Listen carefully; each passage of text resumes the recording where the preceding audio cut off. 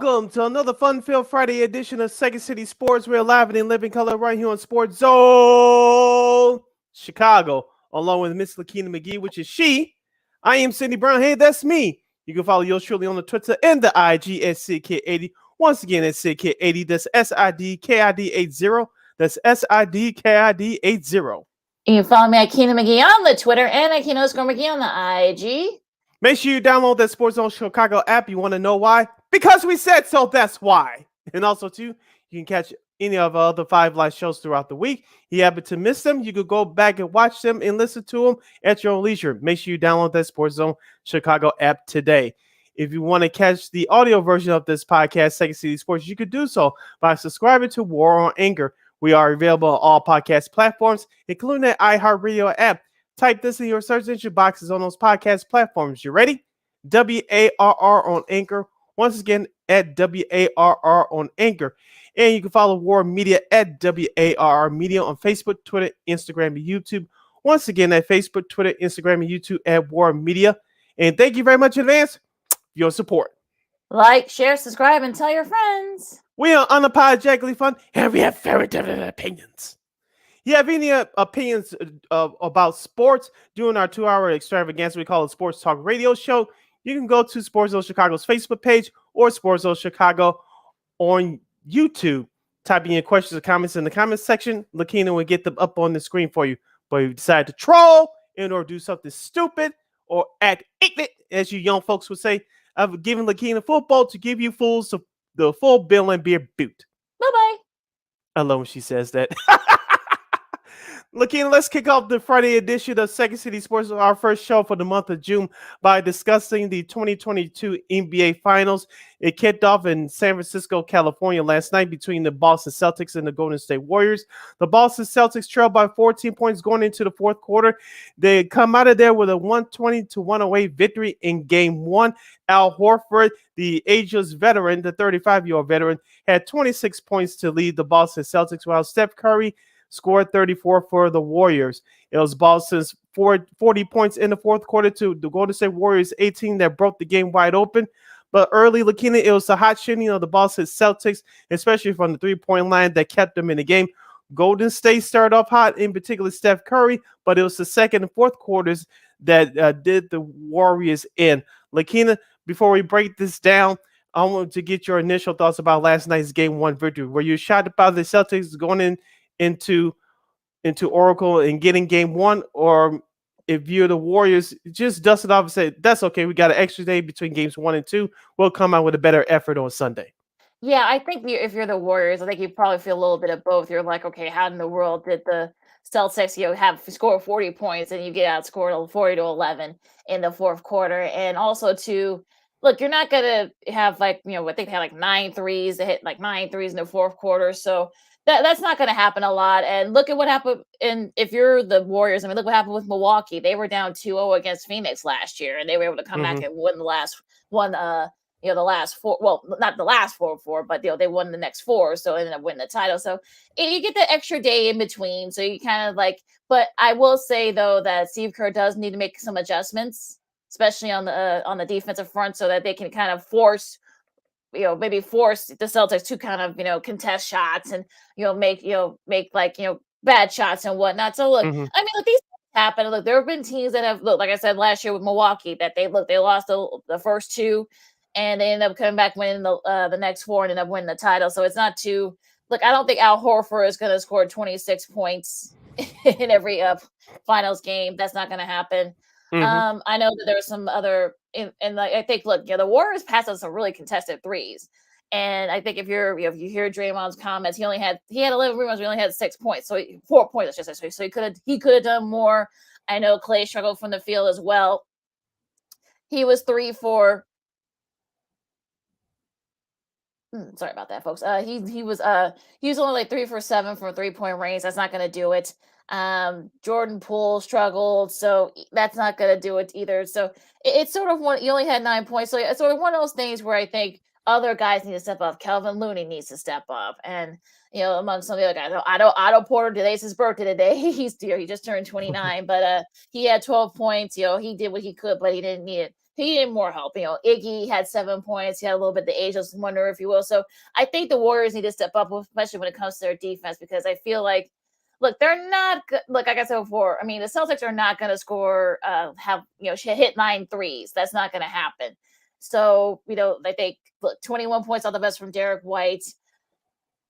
I mean, look, I think, look, it's just one of those, look, freaking things happen in the finals, right? This is why this is the best of 7. The weird things happen in the playoffs, especially NBA finals. We've had finals where guys have came out of nowhere and end up leading their team to a victory and kind of an unexpected victory. So it's one of those things where you just sort of have to, yeah, you're a little bit concerned if you're a Warriors fans, but if you're the Warriors players and look, this isn't the first rodeo, you just dust it off and then just move on to Sunday's game. I want to talk about the first half, Lakeena, especially when the Warriors came out hot. Steph Curry scored 21 points in that first quarter, but in the second quarter, he was held in check, especially by Marcus Smart. If you remember, Steph Curry didn't get to the free throw line until midway through that third quarter. I thought that adjustment was made by Coach Ime Udoka. Great job by him, the Celtics head coach. Marcus Smart was on Steph Curry like flies to horse manure, okay?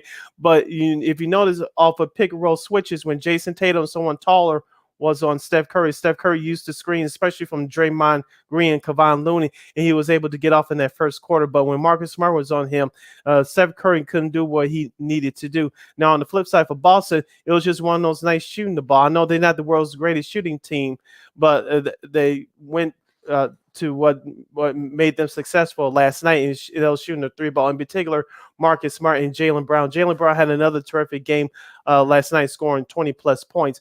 But I wanted to talk about the adjustments that the Celtics made, especially in that first half. Defensively, Robert Williams III had 4 blocks. Jaylen Brown on the breakaway layup attempt by, I want to say, Andrew Wiggins. He had a block. And he was rewarded with the dunk on the other end. Boston's defense turned up, especially in that second quarter. We'll get to the second half in just a moment because they did the same thing. But in that first half, Lakeena, the Celtics were in the game because of their hot shooting, but it was really their defense that really kept them in that first half. It really was, and I think that's sort of why I think that's what kind of this run that the Celtics got into in the second half. Even after being outscored by 14 in the third, they were able to kind of come back and adjust it. So it's sort of one of those things where, look, Udoka, I think I'm getting like Tibbs vibes from him. So yeah, he made it to the he made it to the finals. They call me Mr. Tibbs. Yeah, but we'll find out in the next couple of years, if these guys don't wear out. But back to the matter at hand here. But yeah, I mean, look, their defense, they forced the Warriors to hit, to probably, take shots. And that's why some of them passed up on some shots. That's probably why led to turnovers and such. So yeah, you give the Celtics credit for, hanging in there and such, especially when, Steph had that, huge run in the first quarter. But at the same time, though, like I said before, this is why they call it the best of 7. Strange things happen in the NBA finals, especially. So let's not make any conclusions. I've already heard supposed to, well, hey, Celtics has 6 here. I'm going to change my pick. No, let's not do that. I mean, you have the first team, to win by double digits after trailing by double digits entering the fourth. Okay, yeah, look, it's an anomaly. It happens.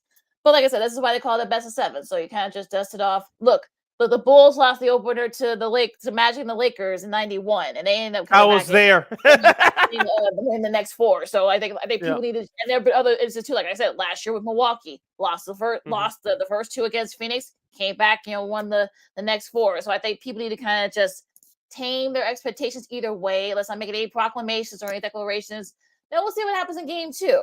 Like I say, you get that extra day off, play again until Sunday. So you can, Steve Kerr can make the adjustments, and maybe the other we'll get into this for Ricky in a little bit, but more guys need to step up. Like I said before, Wiggins needs to step up a little bit. He had 20 points, but look, Draymond needs to step up a little bit. Like I said, Looney needs to. And I know Klay Thompson had his best shooting night last night, probably his worst shooting night of the playoffs. But look, they're veterans. So these guys are veterans. It's not their first rodeo. You can kind of dust it off and just go through it again. You're listening to Second City Sports' all-new Friday edition right here on Sports Zone Chicago. We're live and in living color. I'm Sid, that's Lakeena, and we're discussing Game 1 of the NBA Finals that took place last night between the Boston Celtics and the Golden State Warriors. The Celtics lead that best-of-7 series 1-0 after stealing Game 1 last night, 120-108.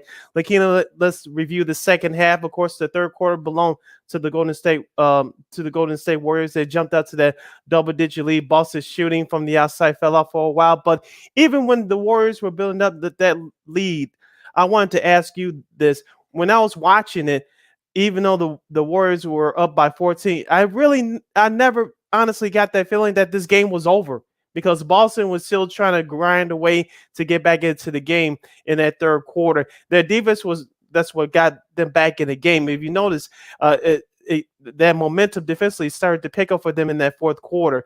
But in that third quarter, the Golden State Warriors were making shots. They were moving around without the basketball because if you notice, when Steph Curry has the basketball, they stand around, but when others get involved and cut and pick, the offense flows that much more smoothly for the Golden State Warriors. Yeah, and look, they were able to kind of make that adjustment too.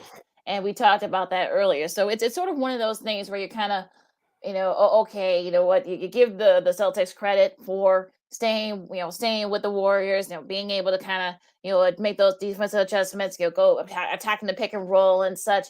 But I think if you're the Warriors, you need to sort of try to force the outside more. And I think Hmm. try to, have Draymond be right there in the interior, have other guys, one of your big guys be right there, have Wiggins try to be a little bit more of a force in the interior. Try Looney. I mean, look, we've seen him do it a couple of times in the playoffs. Try to force him more Yeah. into the interior. So I think the interior don't depend on the three too much because we've seen what happens when the Warriors depend on the three a little bit too much. I mean, yeah, they Hmm. shot 42%, but they still lost. You know, take those threes. Try to maybe get more interior, get more layups. Try to get a little go at the top of the key and such. So I think that's sort of like the thing with the Warriors now. I think the Celtics again will experience kind of get back, and I think this is sort of the thing. I think, look, Dallas, and we saw with the Dallas series, it was the Hmm. experience, and also with Memphis too. It was the experience that kind of propelled the Warriors. So yeah, okay, yeah. Look, the Celtics, okay, yeah, you shot, it got hot in the fourth, and you were able to to win it in game one. But again, this is going to be where the experience comes in. So you wonder, like, if you're the Warriors, play on that experience, and then you can kind of get back into the series. I'm not freaking out right now, and I don't think Warriors fans shouldn't either because of the fact that look, it's a best of seven. You get the extra day off between games with and such to get a little bit of time to rest and sort of set things up. And look, I think that Clay's going to step it up in game two. I think Draymond's going to step up a little bit more in game two. And again, you want to be careful because you don't want to flip the switch, and because that could kind of come back and bite you in the butt. We saw that what happened with Phoenix. So Hmm. if you're the Warriors, you're just try to play very carefully. And I'm not worried about them. I think the Warriors will be just fine. I think they're going to end up tying in game two Sunday.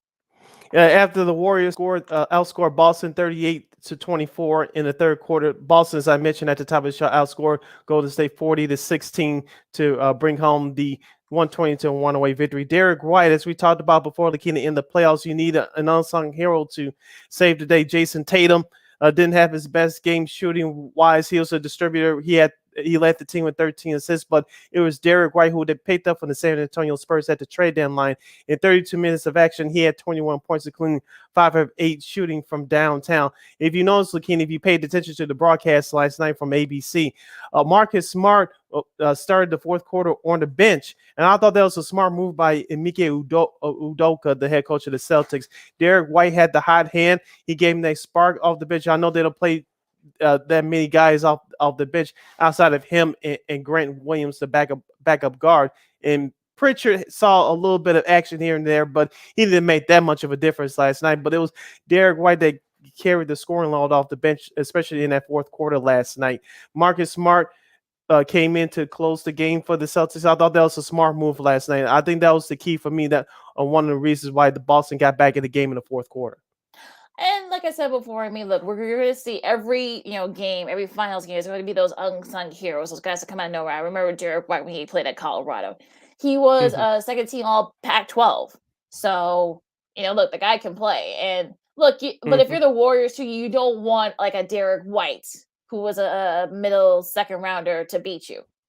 You don't want to have that happen. And like we've seen it happen in the finals, especially. So we've seen Yeah. guys that kind of come out of nowhere and be kind of like the unsung hero and such, in the pivotal game. Now, look, the game one isn't okay. Yeah, you can't lose a series game one, but you can, Hmm. definitely you can try to win it. So, but you can lose it too. So, but I'm not like I said. I think it's sort of one of those things where look, Williams. he wasn't very good. Tatum didn't have his best outing, but yeah, you had other guys step up. Now, as far as the Warriors are concerned, I mean, you had, Steph. Steph could have done more. He had that 34, but you can tell he kind of ran out of gas. I know Hmm. Klay Thompson, didn't have his best game, like I said before, in the playoffs. Draymond needs to step it up as well. Looney needs to step it up too, sort of use that force in the interior, like I've been saying. Same thing with some of the guys on the bench. You got Iggy, this is his first rodeo. I mean, Kaminga, and also to Otto Porter Jr. actually was good. Jordan Poole He was the only struggled a little bit. consistent one off that bench last night, Yeah, Otto Porter Jr., yeah, because Jordan Poole didn't do anything. Looking at Otto Porter Jr., I said, well, look what the Bulls had a few years ago, even though it was under a different regime. But Otto Porter Jr., he was hot from 3-point land last night, 4 or 5 to be exact. He really covered up for that lack of production from the other guys coming off that bench for the Warriors. You mentioned Andre Iguodala. He was 3 for 4, but you could tell his age has really caught up to him. And I know he's been off and on injured all year, but Otto Porter Jr. was the man coming off the bench for the Warriors. As you mentioned, Jordan Poole struggled from the field, but Otto Porter Jr. was a lightning rod, especially in that second quarter when the Warriors were still trying to extend their lead.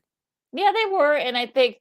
But again, I think Poole struggled. I think if had Poole had gotten it going, maybe we'd be having a different conversation right now. So Mhm. I feel like maybe look, if certain parameters were different and certain things were different, I think maybe we could be having a different conversation right now. I feel like if Poole had been like the Jordan Poole we've Mhm. seen during these playoffs, if he had scored like 20 points, this wouldn't be an issue. Or if the Warriors would have won the close one.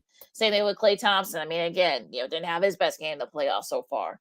More the guys from the Warriors bench need to step up and then try to wear down the Celtics because, like you said, Mhm. they don't really play that many guys. I mean, Grant Williams wasn't really that big of a factor either. Tice wasn't a huge factor, so it's sort of one of those things where you got the most depth. If you're the Warriors, try to wear Mhm. that out. Wear out the Celtics because, and like I said, Udoka is probably gonna wear those guys down.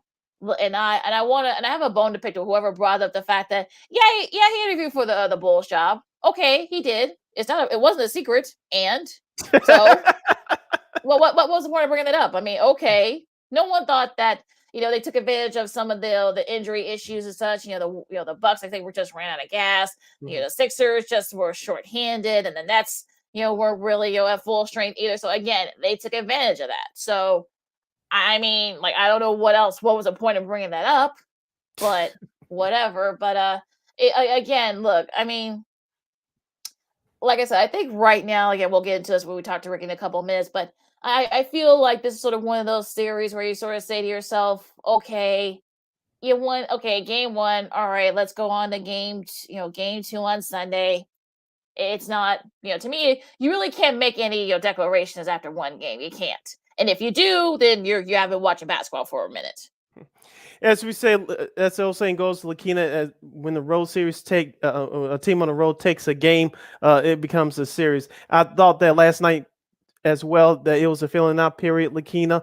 And, playoffs are about matchups and adjustments. And Golden State is going to have to make some adjustments for game two, which I believe they will as well. It's going to be a long series. If people think that Boston's going to sweep Golden State, I don't see it. I don't see it. We know that Golden State is not going to win four in a row over Boston. Should they win on Sunday, I don't think that's going to happen either. Even though they're a good team, but it was a filling out process last night, and it's going to be a long, drawn out series. So people get ready. It's going to be some competitive basketball. If you're a Boston Celtics fan, you have to worry about Jason Tatum. He didn't have his best shooting night last night, although he was a very good distributor. He found other ways to be involved. You worry if you're a Boston Celtics fan, you worry that Jason Tatum is going to break out of his scoring slump on Sunday, but the other guys are going to struggle. We all know that Boston goes through these lows of not scoring the basketball. We saw that in the last series against Miami, and so you fear that it's going to come up again on Sunday, and the narrative will be, oh, they were just happy to get game one, and they just lollygag around game two. Yeah, I don't see that happening either. Like I said, I think look, I have the Warriors in seven. I already made it clear on Twitter. So yeah, I got the Warriors in seven. This is gonna end up being a long, series. And then look, there might be some, drawing out. You may have a guy that comes out of nowhere that ends up making a difference in a pivotal game five or or Mhm. game four or whatever, however the series is by that point. So again, no proclamations here. I know people are already like, well, Celtics in 6 or whatever. I mean, look, if you want to do that, fine. But, look, this is one of those games where you're kind of like, okay, what's next? That's it. What's next on Second City Sports on Sports on Chicago is good friend of the show from SB Nation, Ricky O'Donnell, will join us to break down last night's Game 1 between the Celtics and the Warriors and preview Sunday's Game 2 action, along with giving us his thoughts about the future of the Chicago Bulls, in particular Zach LaVine. All that and much more after this. You're listening to Second City Sports, the Friday edition, right here on Sports Zone Chicago. AutomotiveMap.com presents the Sports Flash on the Sports Zone Chicago. NBA Thursday, the Bulls dropped their second straight 126-109, the loss at New Orleans. The Bulls are 42-31 with the setback. Zach LaVine led the scoring for Chicago with 39 points. Kobe White had 23. The Pelicans got 30 points from Devontae Graham, 25 from CJ McCollum, and a double-double from Jonas Valanciunas. Up next for the Bulls, they'll try and snap the skid tomorrow night when they visit Cleveland. The Blackhawks put a 2-game winning streak on the line tomorrow when they visit the Vegas Golden Knights. Chicago with a 4-3 win at Los Angeles yesterday. Alex DeBrincat had the shootout winner. Colin Delia made 43 saves through overtime in just his second start of the season. Spring training Thursday, the Angels beat the Cubs 5-4. Today, it'll be the Cubs taking on the Rockies. The Giants beat the White Sox 9-6. Today, the Sox will face the Mariners. For lightning fast sports updates, download the Score app. It's free and one of the most popular sports apps in North America. I'm Chuck Sanders. That's the Sports Flash on the Sports Zone Chicago. Nobody protects you from mayhem like Allstate. I'm a speed bump. Did you hear what I said? I'm a speed bump. And if you have cut rate car insurance, the cost to reattach your muffler could really be a bump in the road. So switch to Allstate, save money, and be better protected from mayhem, like me. Based on coverage and limits selected, subject to terms, conditions, and availability. In most states, prices vary based on how you buy. Allstate Bar and Casualty Insurance Company and affiliates, Northbrook, Illinois. Have you wanted to speak a new language but thought it'd be too difficult or take too much time? Then try Babbel. In just 15 minutes a day, Babbel teaches you conversations that you will actually use. With 14 languages and lesson topics like travel, business, relationships, and more, you'll learn what matters most to you. Babbel. Language for life. Learn a new language with ease. Go to Babbel.com to try for free. That's BABBEL.com.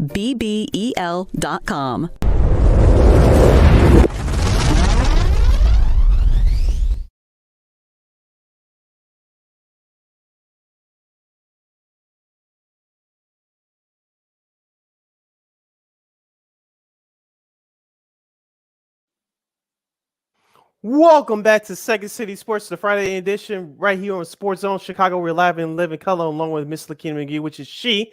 I am Sidney Brown. Hey, that's me. You can follow yours truly on the Twitter and the IG at SidKid80. Once again, it's SidKid80. That's SIDKID80. That's SIDKID80. You can follow me at Lakeena McGee on the Twitter and at Lakeena_McGee on the IG.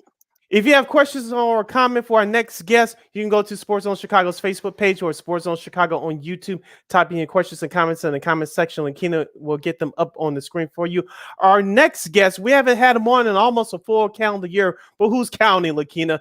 He's one of the best basketball writers out there. He's from SB Nation. You can follow him on SBN_Ricky on Twitter. Once again, at SBN_Ricky on Twitter. Here is the one, the only Mr. Ricky O'Donnell. Ricky, welcome back to the show. How are you, my man? Thanks for having me, friends. I'm good. Hello. How's it going, Ricky? Thanks for joining. I'm good. Thanks for having me.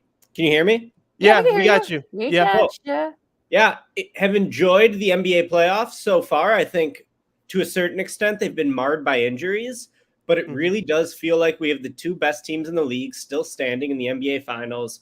And wow, what a game that was last night. I thought game one was so entertaining from a fan's perspective. And if we get, 6 more like that, basketball fans will be pretty lucky because that was some great action. Yeah, we couldn't agree with you more. I was going to ask you before we break down game one, what was your initial thoughts? Were you surprised that Boston was able to go in there and steal game one? Or on the flip side for the Warriors, they started off hot, but it was, in my opinion, it was the second and fourth quarters that did them in. What say you? Yeah, I thought coming into the series, Golden State was the favorite. My initial pick was Golden State in 6. The more research I did into the series, though, the more I thought that the Celtics matched up very well against them and would have an excellent chance to win the series. I think, coming into game one, I really thought the series was like maybe 51% Warriors, 49% Celtics. I leaned Warriors for their championship experience, for the fact that they just looked like the fresher, healthier team in the conference finals. But after 3 days off, I think Boston really flipped those narratives on their head. And I don't think anyone should be surprised that Boston was able to compete with the Warriors. So much length, so much youth, so much physicality. They feel like a team that's just starting to hit their peak. Whereas the Warriors, while still great, they're a little bit on the downslope of their careers at this point, with their core all now firmly entrenched in their 30s. So I expect it to be a great series. And man, after that game one, I'm thinking, if NBA finals and NBA playoffs experience really does matter, we're going to see it from Golden State the rest of this series, because to me, any other team, you get blown out like that in the fourth quarter, that would just be totally devastating and demoralizing. Golden State being there so many times, you would expect them to be a little bit more even keel and them to know, okay, it's just one game. We'll get them next time. But for anyone else, I mean, man, it would feel like the series is almost over when you get outscored 40-16 in the fourth quarter like that. So we'll see how it plays out, but I think it's going to be a great series. Yeah, Ricky, Derek White has been a sort of an unsung hero for the Celtics in these playoffs. Do you think he could keep it up? Yeah, I mean, I don't know if he's going to shoot like he did every game last night. 5 of 8 from 3. He was just knocking down shots that the Warriors were giving him, basically, so they could defend the rim. Derek White didn't miss. So is Derek White going to shoot 5 of 8 from 3 every game? Absolutely not. I think that the Celtics, certainly got several hot shooting performances from their role players. I think I read that the non-Tatum and Brown Celtics went 30 for 45 or something from the field or something like that. They were just on fire. But Derek White's really good. The one thing Derek White does that's going to travel every game is his screen navigation on defense. You saw it in the Miami series. Miami likes to, run those split actions and pin downs to try to get their shooters coming off screens. Derek White is able to stay attached to those shooters, get around those screens. The Warriors run a very similar offense where they're trying to get Clay and Poole and Steph coming off screens. And, Derek White's great at that part of the game. I think anything he gives you offensively is sort of a bonus. Last night he was phenomenal, and they really won the game because White and Horford got hot from 3. I don't know if that's going to happen every game, but Derek White's good because the defense is going to travel. That's always going to be there. And what a great move for the Celtics to pick him up at the trade deadline. While some organizations like the Bulls rested on their laurels, didn't make any changes at the trade deadline, the Celtics got a starter. They got maybe their 5th best starter, but still they got another piece to the puzzle, strengthen the rotation, a two-way player who gives you some defense, occasionally gives you some shooting. So Derek White's been awesome throughout the playoffs, and he was great last night.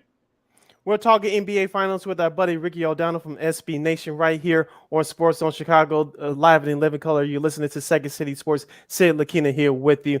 Ricky, I want to stick with the Boston Celtics. Of course, they're calling Cardi's defense, and that's how they got back in the game last night. And that's how they really stuck with it in that first half. They trailed by a couple of points. But I want to ask you about their defense on Steph Curry.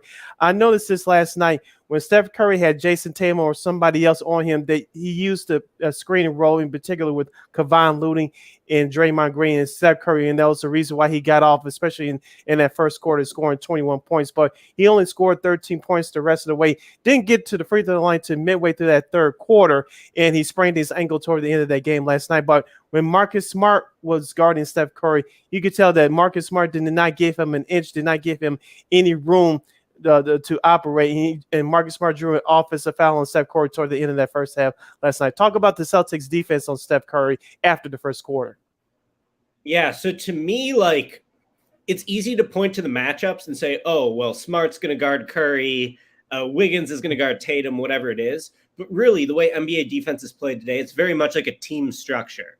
The Celtics and the Warriors in particular do a lot of switching, but they don't switch everything. They'll do stay with their assignments for the first, let's say, 18 seconds of the shot clock. They'll do some late switches, some late doubles. So it's very much like a team structure more than just mano a mano type of defensive matchups. Mm-hmm. What I noticed about the defensive scheme on Steph later in the game is that in the first quarter, they were playing drop defense, which is basically when the screen and roll comes, the big man drops back and tries to take away the layup, tries to take away, any rim attack. Well, Steph Curry, you can't play drop against Steph Curry. I'm not a basketball coach, but I'm smart enough to tell you that. Steph Curry is going to see that daylight between him and the three-point line. He's going to pull up and he's going to hit shots. You saw that in the first quarter last night, hit 6 threes. The Celtics were playing way too deep against Steph. They were trying to take away the layup. But, you got to guard against the three-point line when you're playing Steph Curry. Come on, guys. He's the greatest three-point shooter ever. So what do the Celtics do as the game goes on? They start playing their big men more towards the level of the screen. Now Steph doesn't have room to rise and fire from three. I think Steph only made 1 3-pointer after the first quarter last night. And the Celtics just have so much length on the perimeter. So someone like Robert Williams, Al Horford, those are big guys. It's hard to shoot over the top of them when you're a 6'3" guard like Curry. They're sort of closing that space that Curry had in the beginning of the game. Now, the adjustment Curry could make is, all right, I'm going to see this slower guy in front of me. I'm going to burn him to the basket, try to get the layup. Easier said than done, though, because you got those backline Celtics defenders rotating as well. So to me, really good adjustment by Ime Udoka, who has been phenomenal in his first year as the head coach of the Boston Celtics. I think that the Celtics' defensive game plan is very sharp, and the NBA playoffs is all about adjustments. The Celtics were in drop coverage to start the game. It wasn't working. Curry was going off. They made an adjustment. They said, we're not going to let Curry be able to step into those threes. Pretty sensible game plan, if you ask me. And really, that was a big key to the Celtics comeback. And also, too, who else has to step up? Some of the role players from the Warriors. Draymond, struggled, from only have 4 points. And Looney was basically a non-factor. Poole didn't have his best game of the playoffs so far. Who among the role players for the Warriors need to step up to kind of keep it, just in case if Steph is still a little bit banged up with that ankle? Yeah, what's funny is it looked like Otto Porter last night, right? I think Otto Porter went 4 of 5 from 3. We're like, okay, that one team is going to have a role player step up every single game if they're going to win. These two teams are like too evenly matched for it to really be a battle of the stars. It oftentimes is going to come down to the role players. And last night, it looked like it was going to be Otto Porter. I thought he looked great to start the game, but he fell asleep a little bit defensively, especially in the fourth quarter when the Celtics went on that big 17-0 run late in the fourth. So when you look at the rest of the Warriors, who needs to step up? Anyone, really. I'm going to start with Jordan Poole. I thought Jordan Poole looked totally overmatched in game 1. Poole has been awesome this season for the Warriors. He's really given them an injection of youth, quickness, athleticism, shooting. But, man, he got rattled last night by the Celtics defense. He looks like he had never seen that type of length and physicality on the perimeter before. He was horrible on both ends. He's a really poor defender as it is, but he's a great offensive player. So I thought one of the big questions of the series was, can Poole stay on the floor? Or will the Celtics just target him defensively and try to play him off the floor, get him off the court because he's surrendering too many points? I thought last night was a terrible Poole game. And if the Celtics are going to win this series, Poole needs to be better. And then, Clay played a decent game last night, right? What do you have? 15 points, 6 of 14 shooting. But what I noticed is, Clay can't create his own shot against this Boston defense. Jaylen Brown put the clamps on him several different times. Yeah. To me, you got to try to get Clay going off the ball. You do not want Clay trying to create off the dribble. That's not Clay's strong suit. So they got to try to get him some daylight on catch and shoots, coming off movement, squared up towards the basket. I don't think you could just give him the ball and be like, hey, Clay, go create something off the dribble. That's not his game, like I said. And so, the Warriors are going to have to do something. And even Draymond, 2 of 12 from the field last night. Come on, Draymond. He needs to be an offensive threat. And we know he's not really a shooter, but he cannot be a total 0 on offense if the Warriors are going to win this series. So the question of which role player needs to step up, it's going to need to be any of them really in every game. Both teams are going to need the role players to step up. What happens last night? Derek White, Al Horford, those are Boston's role players. They were incredible. And Boston won the game largely because of that, while Jason Tatum shot 3 of 17 from the field. To lose a game when Tatum shoots 3 of 17, I think that is devastating for the Warriors personally. And, if they come back from this, that'll be an accomplishment. But Golden State's going to need their role players to step up, that's for sure. Let's go back to Boston. Ricky, you mentioned him. He was going to be my next question for you, and that was Al Horford, the ageless one. It seems like to me he's found the youth ever since he was reacquired from OKC a couple years ago. He had 26 last night, including 6 of 8 shooting from downtown. It seems that going by logic and common sense that Al Horford is not going to shoot 6 of 8 from 3-point land again.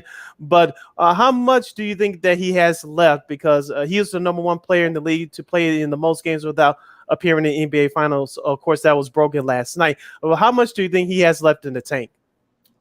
I mean, he's been amazing all playoffs. That was not like a flash in the pan style game. I think for the playoffs, he's shooting like 45% from 3 or maybe even higher than that.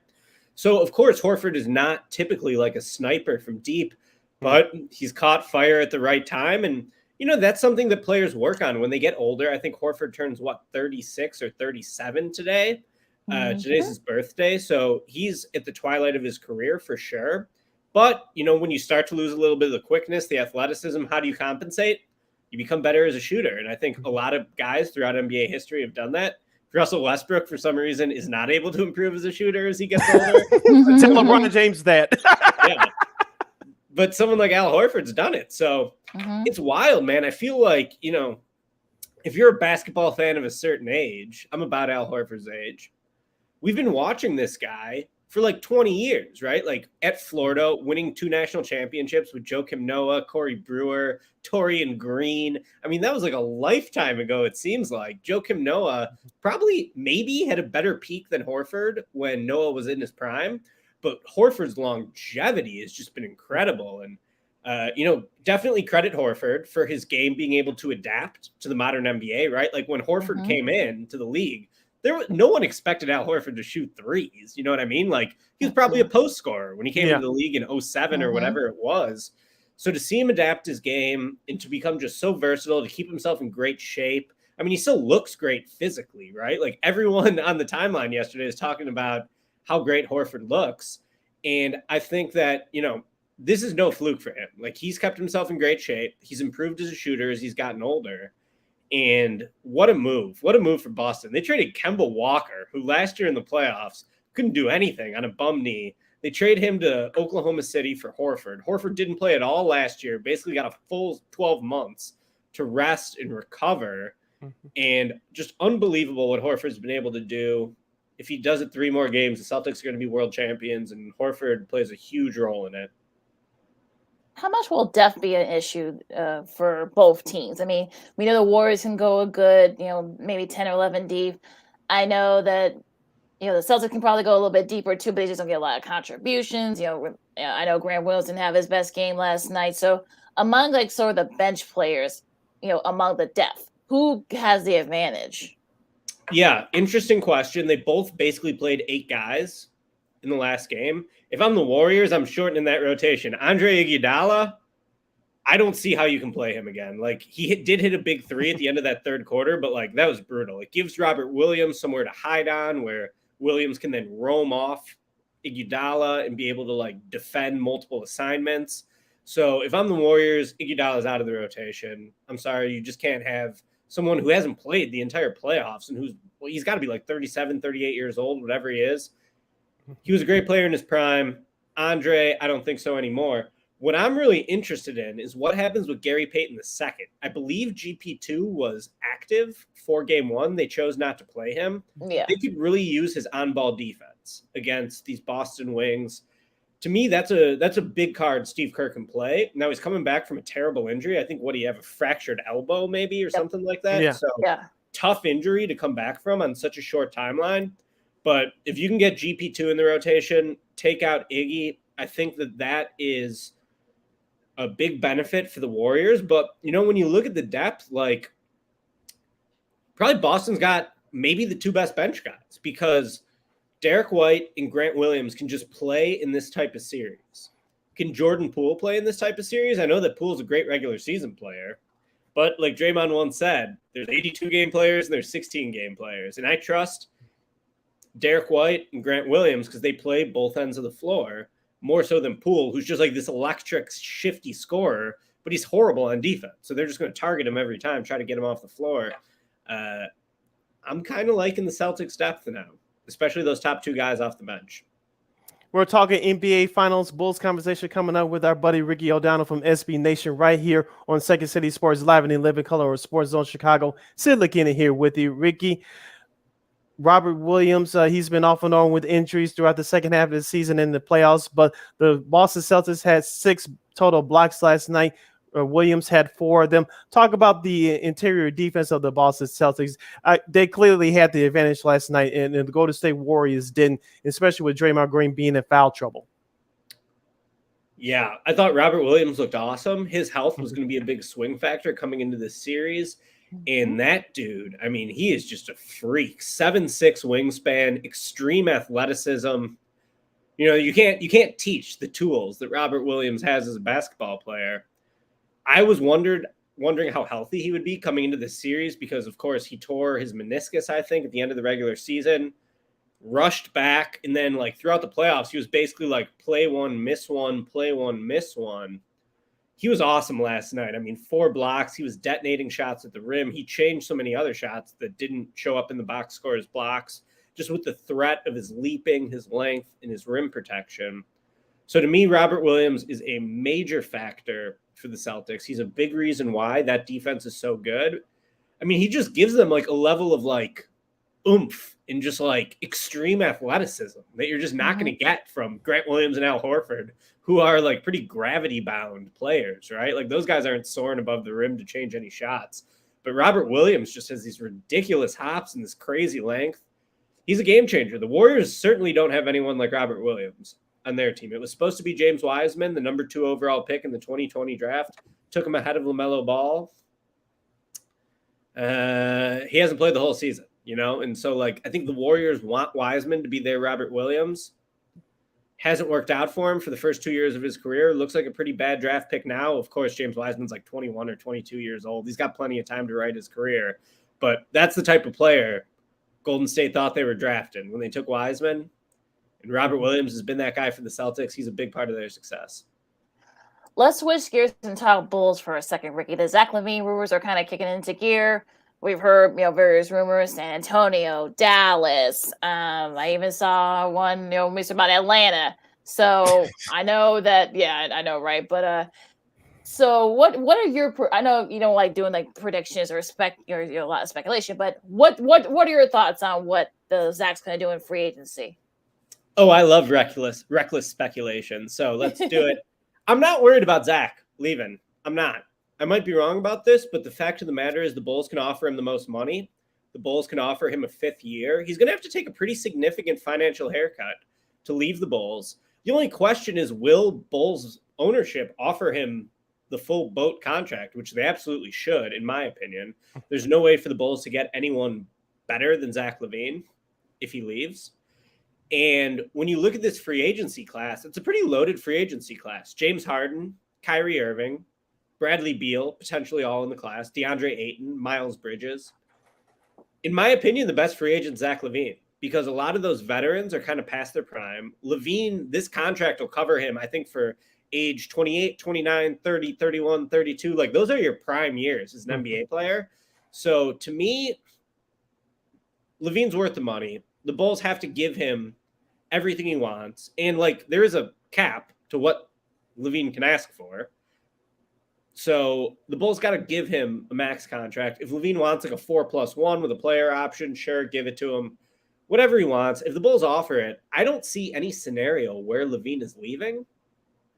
So I'm not too worried about it. I think Rich Paul's a great agent, and I think that he's playing this free agency the way he should be. Since, Zach LaVine's his client, LaVine wants to put all the pressure on the Bulls to make sure he gets the full boat max contract offer. Bulls got to give it to him. As long as the Bulls offer it to him, I think LaVine's coming back, but we'll see how it plays out. Certainly there's been a lot of smoke about it over the last couple of weeks. I didn't really think it would even get to this level of smoke, but that's the game. The game within the game is that leverage play. The idea of LaVine being able to choose his destiny for the first time in his career, where he wants to go as a free agent. So he's earned the right to be wined and dined. I don't, begrudge him for wanting to take meetings with other teams, seeing what else is out there. But the Bulls can offer him the most money and the biggest opportunity. So I think he's coming back to the Bulls. Riding down the home stretch with our guy Ricky O'Donnell from SB Nation right here on Second City Sports. We're live and in living color for our Friday edition. Sid Lakeena here with you. Staying with the Bulls, Ricky. Assuming that Zach LaVine comes back and assuming that most of the rosters, majority of the core of the roster stays intact, in your view, what do the Bulls need to become championship contenders next season?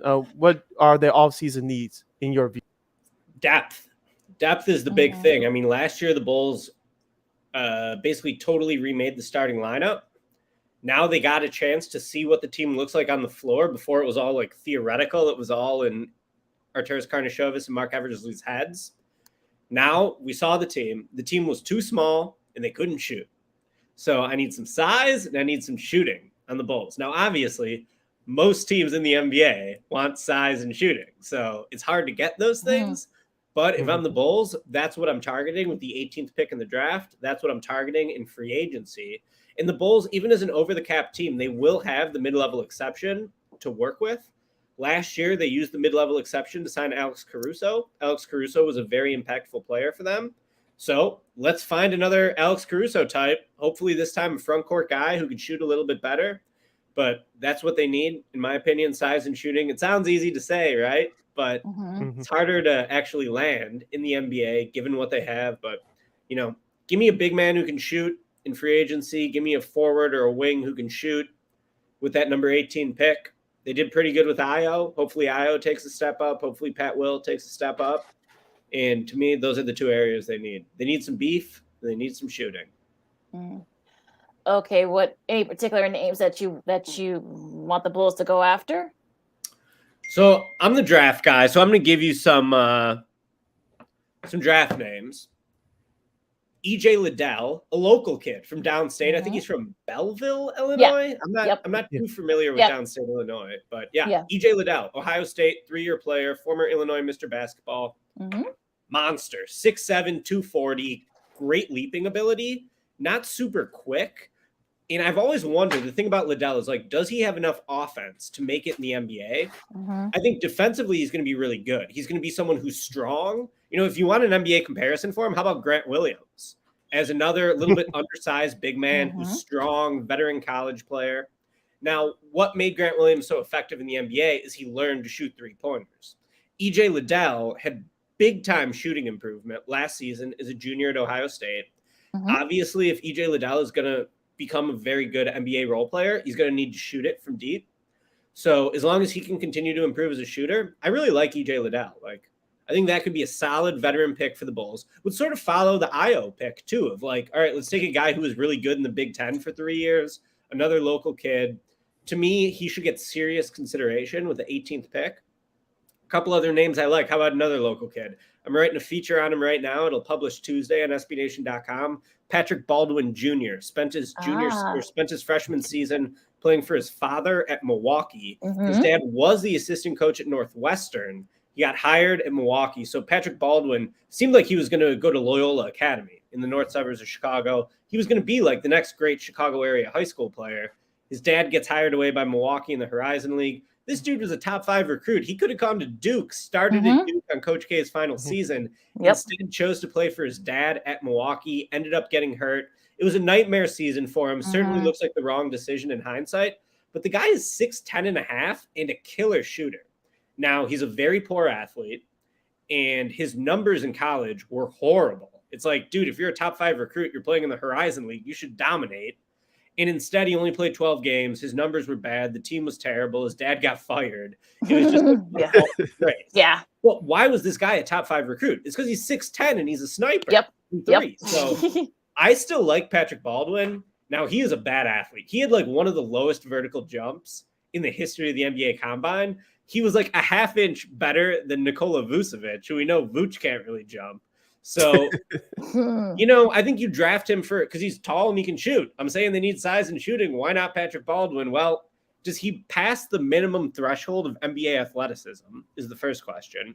And the second question is he's basically missed 2 years with an injured ankle now. So is this injured ankle going to be a long-term thing? He's also 20 years old. So, like, he should have a long career in front of him, right? Like, his body shouldn't be breaking down at 19 years old. So I like Patrick Baldwin as well. And the last name I'll give you is Tari Eason, a forward from LSU. He was at Cincinnati as a freshman, transferred to LSU, came off the bench, but led the team in scoring, an absolute buzzsaw defensively. I mean, Tari Eason grabs the ball from you on steals and blocks, runs to the other end, and just dunks the hell out of the ball every single time. He's one of the most aggressive players I've watched as someone who evaluates NBA draft prospects. He just rips the ball away from people and dunks the hell out of it. Now, his defense is going to be really awesome, I think. 6'8", 220 pounds, 7'2" wingspan, super athletic, super quick, long. I'm thinking like this guy could play in the Celtics defense. He's long, he's athletic, he's switchable. I love his defensive potential. Offensively, he is so right-hand dominant. He has no left whatsoever. All he wants to do on offense is 3 dribbles and dunk it. Now he's super athletic, so he can blow by guys. And even like his size and athleticism will be, not elite, but like very, very good at the NBA level. The question is the jump shot. And he had some strong shooting indicators at LSU. He hit 35% of his threes, 80% of his free throws. Usually those are pretty good shooting numbers, right? My issue, though, is that how Patrick Williams, when he gets the jump shot opportunity, he has like such a slow release, and he's just not like a confident shooter. That's how Tari Eason is. It's a slow release. He's not a confident shooter. So the question is, can you develop Tari Eason as a shooter? If you can, he can be a monster. If you can't, is he someone who defenses just sort of ignore on the perimeter? So I actually love Tari Eason. I think he rocks. You can't teach what he can do well, and you can teach shooting. So those are 3 names. I think any of them would be good. They're all big. They all have some sort of shooting projection. They all should be able to defend. Baldwin would be the weakest defender, but the strongest shooter. The other 2 guys would be strong defenders, but weaker shooters. So those are 3 names that I like in the draft at 18. And then, I don't know, if you're thinking about free agency, how about Chris Boucher? Toronto Raptors big man, very skinny, but skilled. He can shoot it, long, block shots. I'm thinking those are the type of guys the Bulls really need in free agency. So those are a couple names off the top of my head. All right, last question from me, Ricky, regarding the NBA offseason. It looks like we do expect some activity. How much, we don't know. I'll spare you the Lakers headache, even though they just hired Darvin Ham as a head coach. I'll go to the Utah Jazz. Danny Ainge is running the show now. Speaking of another former Boston Celtic great, can we finally say that the relationship between Rudy Gobert and Donovan Mitchell will come to an end? That rumor's been out there for so long. I'm just sick of hearing it. Do you think that one of them will be gone by the time next season starts? Likely, yes. I can't say with any confidence that I know it's going to happen, but yeah, I think, things run their course. And when you lose in the first round or second round, like 4 years in a row, I think they made the conference finals last year, right? And they lost in the second round to the Clippers without Kawhi. Like if you're losing to the Clippers without Kawhi, might be time to try something new, right? So it didn't get any better this year, and I think it's time to break it up for them. I don't know what's going to happen, but if I had to make a guess, I think Mitchell or Gobert leaves. My guess would be Gobert. They try to hold on to Mitchell. Now, the smarter move might be to just try to get a king's ransom for Mitchell. Like, is Mitchell really going to sign another contract with the Jazz? He's under contract for 3 more years, but like no way is he staying in Utah his entire career, right? So maybe they should move Mitchell. Be like, give me all the young players, all the picks. You'd really have leverage in that deal. What can they get for Gobert? I don't know. We'll see. Gobert's awesome, obviously, but he's also limited in some ways, especially offensively. So I think Gobert's probably out. And yeah, I would expect the Jazz to break up that duo. You can check out his stuff on sbnation.com. Ricky, where can people find you on the social media? I'm on Twitter at SBN_Ricky. And yeah, all my writing at SBNation.com. All right, Ricky, we're definitely going to be doing this again soon to talk hoops and such. We'll maybe try to get you on. Maybe we're close. It gets closer to the NBA draft. We'll see what the Bulls do. We'll see how the finals. Well, who do you have in the finals, real quick? Well, my original prediction was Warriors in 6, and now I feel like the Celtics are going to win. So I don't know. My predictions have been really bad the entire season. I guess I'll still stick with Warriors in 7, I guess, but I don't feel good about it. Like the Celtics were awesome last night. To me, if you're on the other side of that comeback, it's like, how do you possibly shake that off? But that's why they're the Warriors. 6 finals appearances in 8 years. They should have the know-how to do it. I guess I'll stick with the Warriors, but what a win for the Celtics last night. You get the extra day to do it too, so it'll be okay. Thanks, Ricky, for joining us, and we definitely got to do this again soon. Thanks. Right. That was once again Ricky O'Donnell from SB Nation. You can check him out on Twitter at SBN_Ricky. You can go to SBNation.com, search for NBA. You can check out his articles there. Hour number 1 in the books. Hour number 2 straight ahead with baseball, sports media news, Stanley Cup playoffs, and a whole lot more. I'm Sid. That's Lakeena. You're listening to Second City Sports, the Friday edition, right here, live in the 11 color on Sports Zone Chicago. AutomotiveMap.com presents the Sports Flash on the Sports Zone Chicago.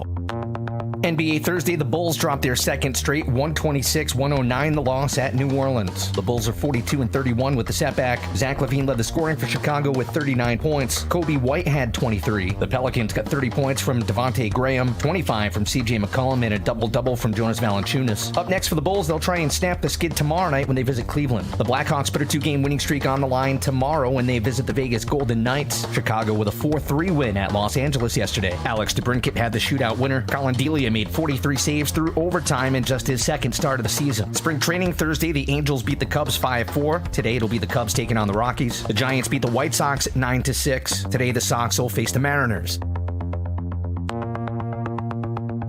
For lightning fast sports updates, download the Score app. It's free and one of the most popular sports apps in North America. I'm Chuck Sanders. That's the Sports Flash on the Sports Zone Chicago. Nobody protects you from mayhem like Allstate. I'm a speed bump. Did you hear what I said? I'm a speed bump. And if you have cut-rate car insurance, the cost to reattach your muffler could really be a bump in the road. So switch to Allstate, save money, and be better protected from mayhem, like me. Based on coverage and limits selected, subject to terms, conditions, and availability. In most states, prices vary based on how you buy. Allstate Bar and Casualty Insurance Company and affiliates, Northbrook, Illinois. Have you wanted to speak a new language but thought it'd be too difficult or take too much time? Then try Babbel. In just 15 minutes a day, Babbel teaches you conversations that you will actually use. With 14 languages and lesson topics like travel, business, relationships, and more, you'll learn what matters most to you. Babbel. Language for life. Learn a new language with ease. Go to Babbel.com to try for free. That's BABBEL.com.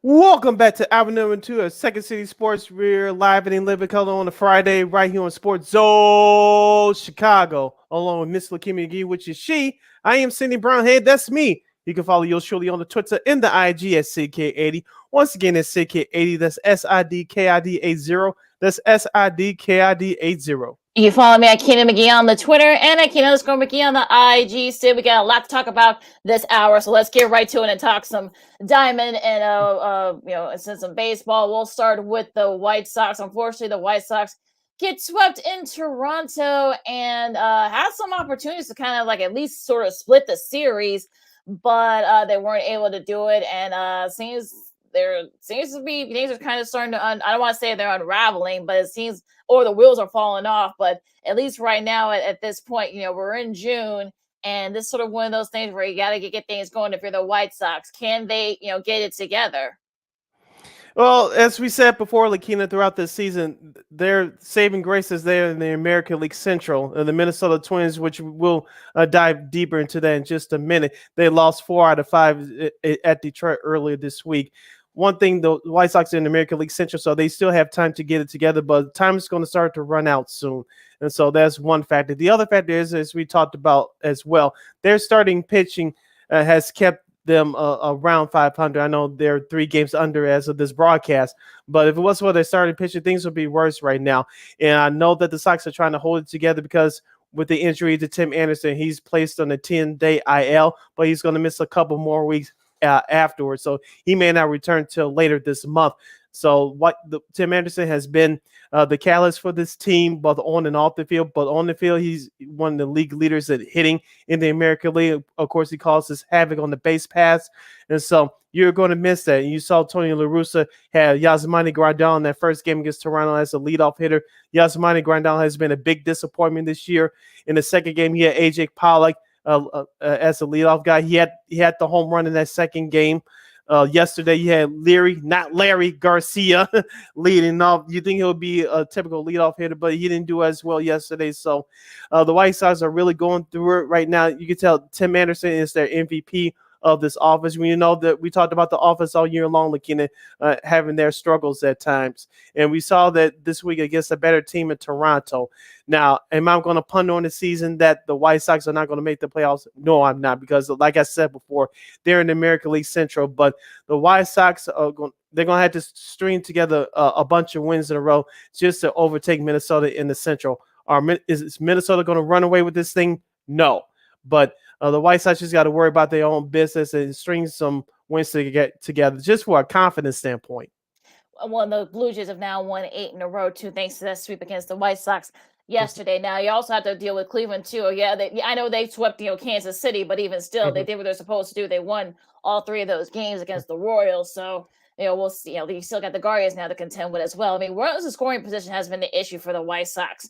Yes. They've left guys on base. There were a couple of times in that series against Baltimore where they left guys, bases loaded. So that's another issue, is that, with no Tim Anderson and with other guys and such. Now, again, the AL Central, it's not the best division. That's only one, saving grace for the White Sox. But now you're going into June. You're kind of going further and further. You're only we're still only about a third into the season. We're not even halfway into the season yet. We're only about maybe a third into the season right now. But June is sort of that time where you can kind of, things need to kind of get going. You need to kind of get it together. Yes, you can blame the injuries and such, but the inconsistent, middle relief, not being able to score, take advantage of guys in scoring position, that can come back and bite you in the butt. So if you're the White Sox, you better get it together, because if not, you got the Twins. I don't think they're going to run away with it, but if the Guardians get hot too, they might, kind of take control of that division too. So that's 2 teams. Yeah, and Detroit, I know Detroit's not going to be an issue, but Detroit may have something to say about who ends up winning the AL Central Division. So you better kind of get it together if you're the White Sox. And a couple of rays of hope if you're a White Sox fan. Jose Abreu, he had another home run in the series against Toronto. He's starting to turn it around in the last couple of weeks. As I mentioned, AJ Pollock, he had a home run in the second game of that series against Toronto. He's going to get some extended playing time now. So let's see if his bat is finally starting to wake up. So there are some positive signs for the White Sox. They just got to create some more opportunities on the base pass, create some runs, and go on from there, because they got to support their starting pitching. Their starting pitching, as we mentioned, has been their saving grace. Now, I know Michael Kopech got roughed up on Wednesday. It was his first start in 10 days due to the off days the White Sox had recently had. But I think Michael Kopech is still going to be okay. Lucas Giolito didn't pitch that badly. He just left a couple of pitches up in the zone. The Sox could have won that game. And Johnny Cueto, I was there last Saturday night against the Cubs. He didn't do all that great, but he kept the Sox in it long enough. As we said, Lakeena, the Sox problem is they can get them on, but they can't get them across home plate. That's the object of the game. It seems so simple, but the White Sox can't do it. And that was the same scenario, in a sense, yesterday. Yeah, that's been sort of like the thing. And you could probably say, they left some pitches hanging. Yes, I did see a couple of those Toronto games. They had they had their chance to beat Toronto, perhaps. Maybe not necessarily win all 3, but they had their chance to at least take the series, but they couldn't do it. So it is what it is for the White Sox for right now. And I think if you're, like I said, I don't think you should freak out yet if you're the White Sox fans. But as we get closer and closer going into June, you're facing the Rays in Tampa. That's going to be another tough series. They've been hot as well. So you're going to have to, buckle down and try to perhaps maybe get yourself back into, in this division. So it'll be interesting to see what they do here. They've won a couple of the road. They won their series. So it's going to be tough. It doesn't take any easier for the White Sox, especially if they're not being at full strength. So we'll see what happens. We'll see what they do here. Now going into the north side here, the Cubs have won 3 in a row, including they won a good one last night in at Wrigley against Milwaukee. The young guys are stepping up for the Cubs, Sid. Yeah, Keegan Thompson has been stepping up to the plate as far as starting pitching is concerned. Kyle Hendricks has been so. Marcus Stroman, I was at the game last Sunday against the Cubs, against the White Sox, I should say. He pitched he pitched a gym against Dylan Cease of the White Sox. The Sox were lucky to win that game on Sunday. But with that being said, the Cubs are starting to get their starting rotation back together. Drew Smiley pitched okay towards the end of that Milwaukee series. I believe they split that series against Milwaukee, winning the last couple of games in their series. As you mentioned, I checked out some of that game last night between the Cubs and St. Louis. St. Louis almost came back, but the Cubs had enough offense to take the first game of that 5-game weekend series. Lakeena, here's another young player that we need to talk about. How about Christopher Morel? The rookie outfielder. He made a great catch in last Sunday's game at the White Sox on the South Side, but his bat has really been high ever since he was brought up a couple weeks ago. Yeah, he had a couple. Yeah, he had a walk off against the Brewers, so to split that series with them. He actually had a couple of RBIs last night. Also, too, Frank Schwindel has been pretty consistent. Frank the Tank. Yeah, he's been. Shout out to our guy consistent. Eugene Magachosh from the Big, so give him that name.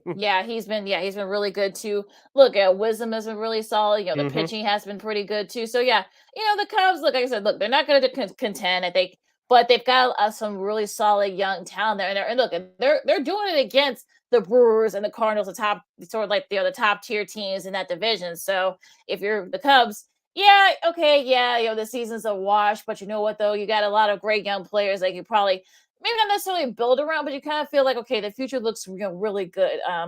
And is very bright for the Cubs at this point in this season. So I think like I said, if the Cubs could be like right there at 500, that's a successful season for if Wisdom is still really solid. I know Nico Horner's been out in the IL. If Christopher Morel, who knows, they can keep it up, but he's becoming a kind of a cult figure here in Chicago. Just with his excitement and such. So I gotta think. Yes, there are good things to watch if you're a Cubs fan. So you're not gonna contend, but you know what? There are a lot of good, young players out there. We just named them, so at least sort of, kind of take a peek and see, some of the really good players that they got on the team. So, and also too, you mentioned Nico Horner. He's been one of the best young players all year long. You can tell that the Cubs offense suffered when he suffered that injury a few weeks ago, and the Cubs offense struggled. But they're playing some fundamentally sound baseball ever since he's returned. You mentioned that they won the last couple of games of that Milwaukee series, and they started off hot with the Cardinals last night. They should have swept the White Sox, to be honest with you, last weekend on the South Side, but it didn't come to fruition. But David Ross has these guys playing right now. How about Wilson Contreras? We haven't mentioned him yet until just now. Still continuing to swing the hot bat. Now, will GM Jed Hoyer trade him around this time next month? We shall see. But right now, Wilson Contreras' bat is doing the talking. Yeah, he actually I think he got injured too in that game against the Cardinals. I think the last Brewers game. So we'll see. I don't know. He didn't play. I think he did play yesterday. So that's something to look out for too. If you're if that is a guy that you want to trade, he's a very popular player on that team. One of the last guys on that 2016 team. But we'll see what happens there. Now, real quick, Lakeena. Speaking of Marcus Stroman, he's starting today's game against the Cardinals in a couple of minutes. It's the second game of that 5-game series.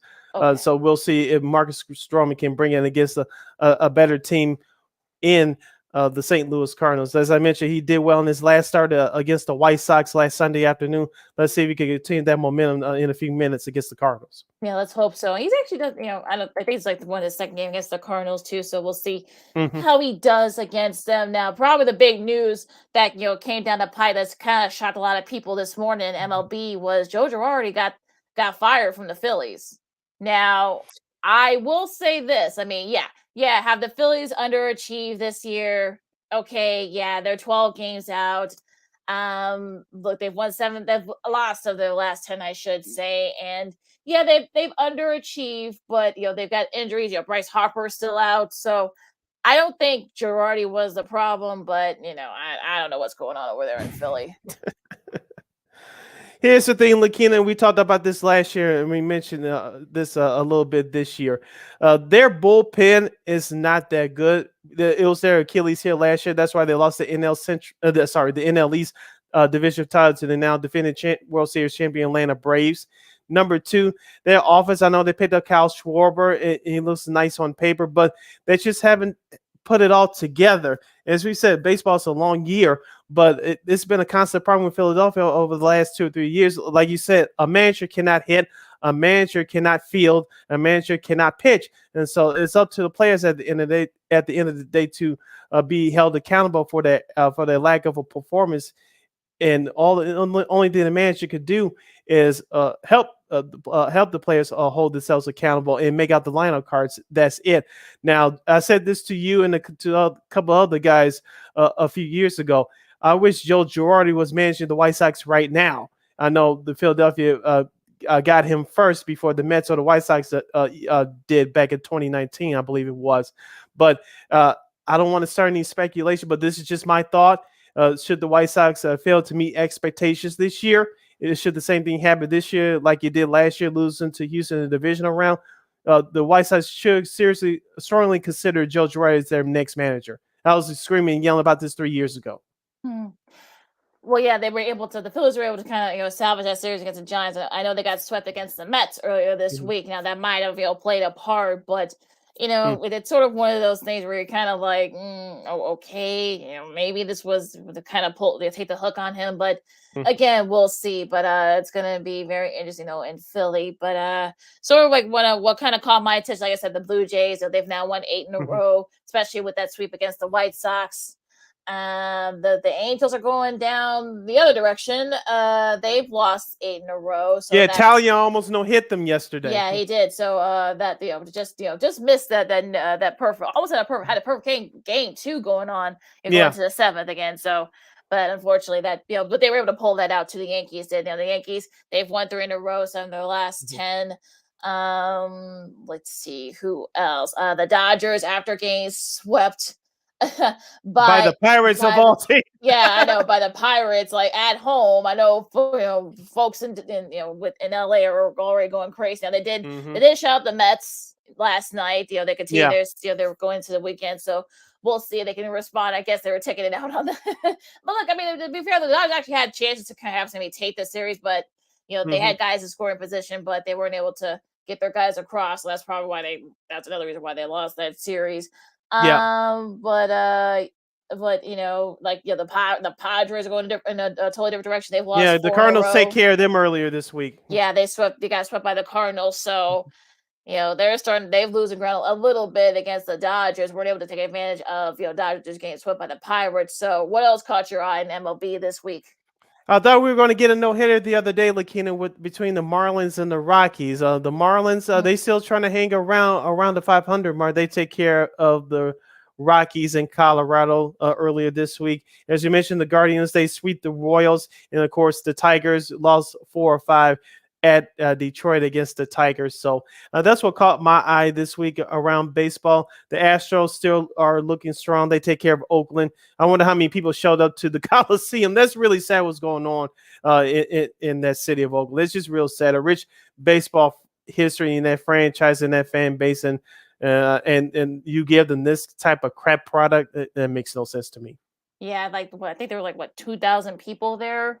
Those last 2,500, 3,000. So yeah, just awful on what a historic franchise. This was a team that was winning World Series, both the 70s and contended for World Series in the 80s, and now look. One in the 89. Yep. Yeah, and look what's happening. So it's just just awful how far that franchise has fallen. But yeah, I know there are other circumstances, but even still. What I would say, the Tigers, like I said, they're going to have something to say. They win 4 out of 5 against the Twins, so that they're going to probably have a say on who wins the AL Central. So, and they still got some games against the Sox coming up too. So, if you're the Detroit might play a factor. I'm not going to say they'll be contending, but like I said, I think they've got a lot of young players. You got Cabrera still out there, still producing. So it's going to be very interesting to see what happens there. But the schedule for this weekend, I mean, I know that the Cardinals and the Cubs, they continue their series. They have 4 more of these because of weather delays earlier this season. So that's why I think one of those games is a doubleheader, I believe. That's on Saturday. Tomorrow is a doubleheader. So yeah, so that's to kind of make up for that. So still a lot we'll see if the Cubs can keep up what they've been doing against some of these top tier teams. Now, actually got a decent game in the Apple TV Plus universe. You got the Tigers and the Yankees, so that might be a fun one there for all you Detroit and New York Yankees fans. You're gonna have to gotta find some other places to watch Yeah, on no, Apple yes, TV network Plus. tonight. Yeah, exactly. The Giants and the Marlins, the Nationals and the Reds. ESPN Plus, you got the Angels and the Phillies. Of course, now, without George Girardi, it's gonna be interesting to see how the Phillies respond. Arizona and Pittsburgh, Cleveland and Baltimore, Minnesota and Toronto. That should be a fun one. Of Yeah, if course, you're a White Sox fan, you room for Toronto.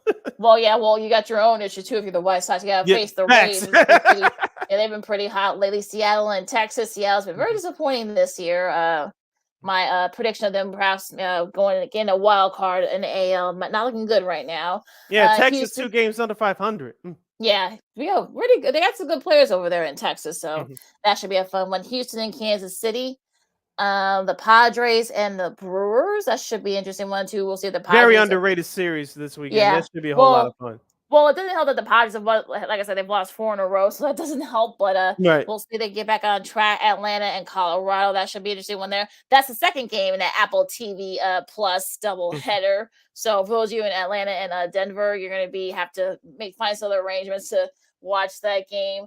Boston and Oakland. We mentioned Oakland earlier. I'm sure there might be some Boston people there. I'm guessing. Boston Yeah. Oh, yeah. fans. They'll probably And, get 10,000 there. Yeah, the Mets and Dodgers. They continue their series on the Fox Saturday baseball game of the week. You got the Angels and the Phillies and the Cardinals and the Cubs, and Detroit and New York will begin the Peacock treatment. Yes, they will. And for Sunday night baseball, it will be the Cardinals and the Cubs this Sunday at 6 p.m. on ESPN. So that's your schedule for Major League Baseball for this weekend. You're listening to Second City Sports on Sports Zone Chicago, the Friday edition. Sid, Lakeena here with you. Just a couple more nuggets on baseball, Lakeena, before we head to the bottom of the hour break. For the White Sox this weekend, your starting rotation looks like this at Tampa Bay. Vince Velasquez pitches tonight. Lucas Giolito will pitch on Sunday. Dylan Cease will pitch tomorrow. So that's your starting rotation for the White Sox. Lakeena, the Washington Nationals, there's been some rumors over the last few days that I know the Nationals won the World Series 3 years ago. I know around this time they were 19-30, and of course they went on to win the World Series. Steven Strasburg was the MVP. Max Scherzer was part of that great team as well. But things are not looking well for them this year, and there's been some rumors that Washington management should trade Juan Soto, one of the best young hitters in all of baseball. Of course, their GM came out and said this week there's no way we're going to trade Juan Soto. He's off the table and blah blah blah. Should the Nationals continue their downside, Lakeena? Should Nationals management seriously consider trading Soto? Well, I think if they feel like they can get something from him, I think they may not have a choice. I mean, if you like you say, you got a lot of teams. You got the Yankees, and they could always use another bat. Pitching sort of like that's kind of like their issue. Mhm. But maybe the Blue Jays. I'm sure that they would love to perhaps maybe get another bat. But who do you give up if you're the Blue Jays? You got a pretty stacked farm system. So I don't know if you want to. Yeah. They want to, trade that sort of mortgage the farm, if you will. The Dodgers, I mean, like I said, who do the Dodgers have in their farm system that they want to trade? I'm sure the Nationals are going to want sort of like literally the farm, to get, trade one of their best players. So if he went to the Dodgers, man. Yeah. But yeah, I mean, I know Atlanta, maybe, do you want to, I doubt they're going to trade within their division. So I don't know. The Mets are probably out too. Maybe Milwaukee or St. Louis. I mean, I guess, I don't know. I know White Sox fan. I know his name has been flown around too among Mike's White Sox fans that you don't have anything to trade, for the that minor league Nationals. system is not as strong as it was a few years ago. Right. So you may not have maybe Houston. I know Houston's got a pretty solid farm system. I'm sure they probably wouldn't mind getting Soto as well. So and maybe the Rays too. I know their farm system is pretty stacked too. So I think look, if you're Nationals brass, I think you probably would at least listen. If I were them, Mhm. if you do see a trade or if you see a deal that's probably right there into your wheelhouse, I would listen if you're the Nationals. Yeah, so we'll see what happens with that situation going forward.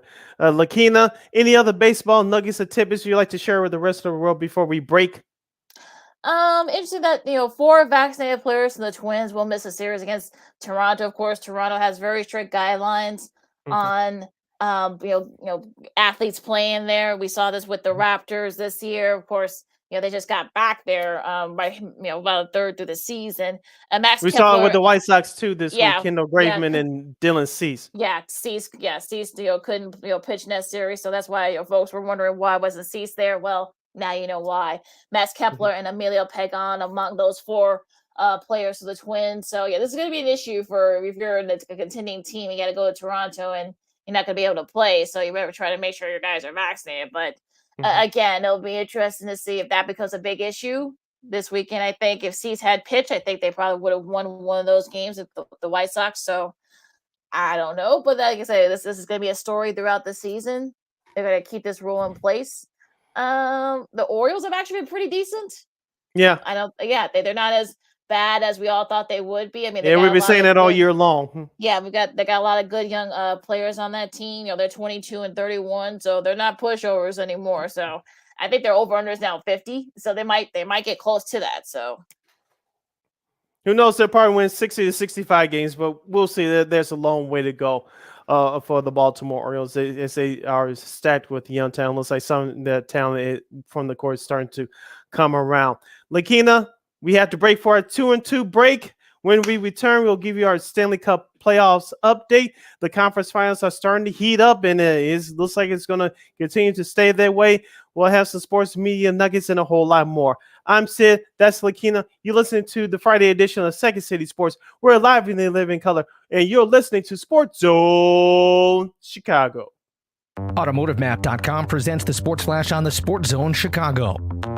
NBA Thursday, the Bulls dropped their second straight, 126-109, the loss at New Orleans. The Bulls are 42-31 with the setback. Zach LaVine led the scoring for Chicago with 39 points. Kobe White had 23. The Pelicans got 30 points from Devontae Graham, 25 from CJ McCollum, and a double-double from Jonas Valanciunas. Up next for the Bulls, they'll try and snap the skid tomorrow night when they visit Cleveland. The Blackhawks put a 2-game winning streak on the line tomorrow when they visit the Vegas Golden Knights. Chicago with a 4-3 win at Los Angeles yesterday. Alex DeBrincat had the shootout winner. Colin Delia made 43 saves through overtime in just his second start of the season. Spring training Thursday, the Angels beat the Cubs 5-4. Today, it'll be the Cubs taking on the Rockies. The Giants beat the White Sox 9-6. Today, the Sox will face the Mariners.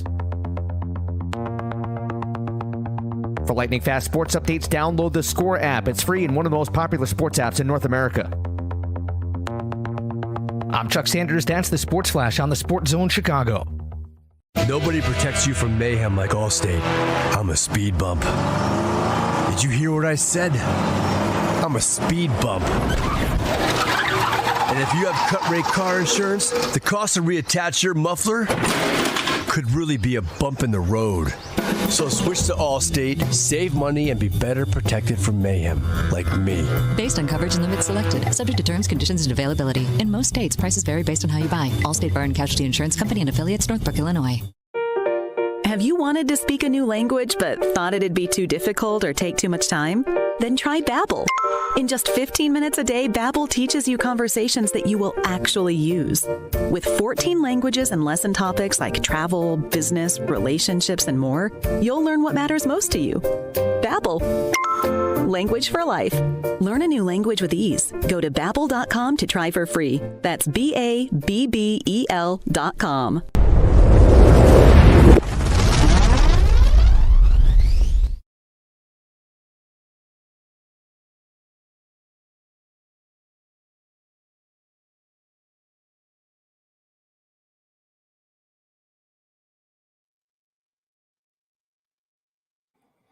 Welcome back to Second City Sports on the all-new Friday edition right here on Sports Zone Chicago. We're live in living color. This is our first show for the month of June.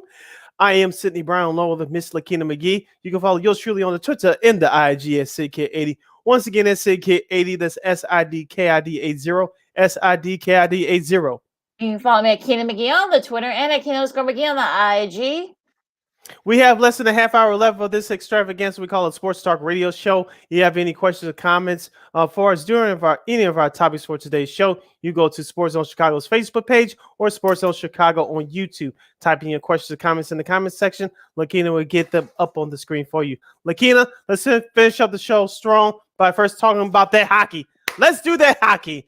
The conference finals are underway, of course. On Memorial Day, the New York Rangers eliminated the Carolina Hurricanes in Game 7 on the road by the score of 6-2. But let's start with the Western Conference Finals. Lakeena, the Colorado Avalanche, they take care of business by winning their 2 games at home. But the first game on Tuesday was by the score of 8-6, and they won last night by the score of 4-0. Lakeena, is there anything that's been surprising about you about the Colorado Avalanche? Me personally, no. We've been saying this all year about Colorado. I mean, they've probably got top to bottom some of the top scorers in the league. I mean, Nate McKinnon has been just lights out. He had another goal last night. They actually other guys step up too. Lakeena had a goal and an assist, and Rettinen had a goal and assist as well. So definitely a nice sort of Kadri had 3 assists too, and it was 4 goals. So it's been one of those things where but they've been really solid all season long, and also in these playoffs. Frank Koo had 24 saves. Now the Oilers need to be more aggressive. I know Smith had a 36 save, but unfortunately he had 40 shots. Mike Smith did. So he had like a lot to contend with from the Avalanche. He had an avalanche of goals. I think that was more sort of no pun intended. That wasn't the most supposed to be a pun, but yeah. So look, I mean, Connor McDavid, be a little more aggressive.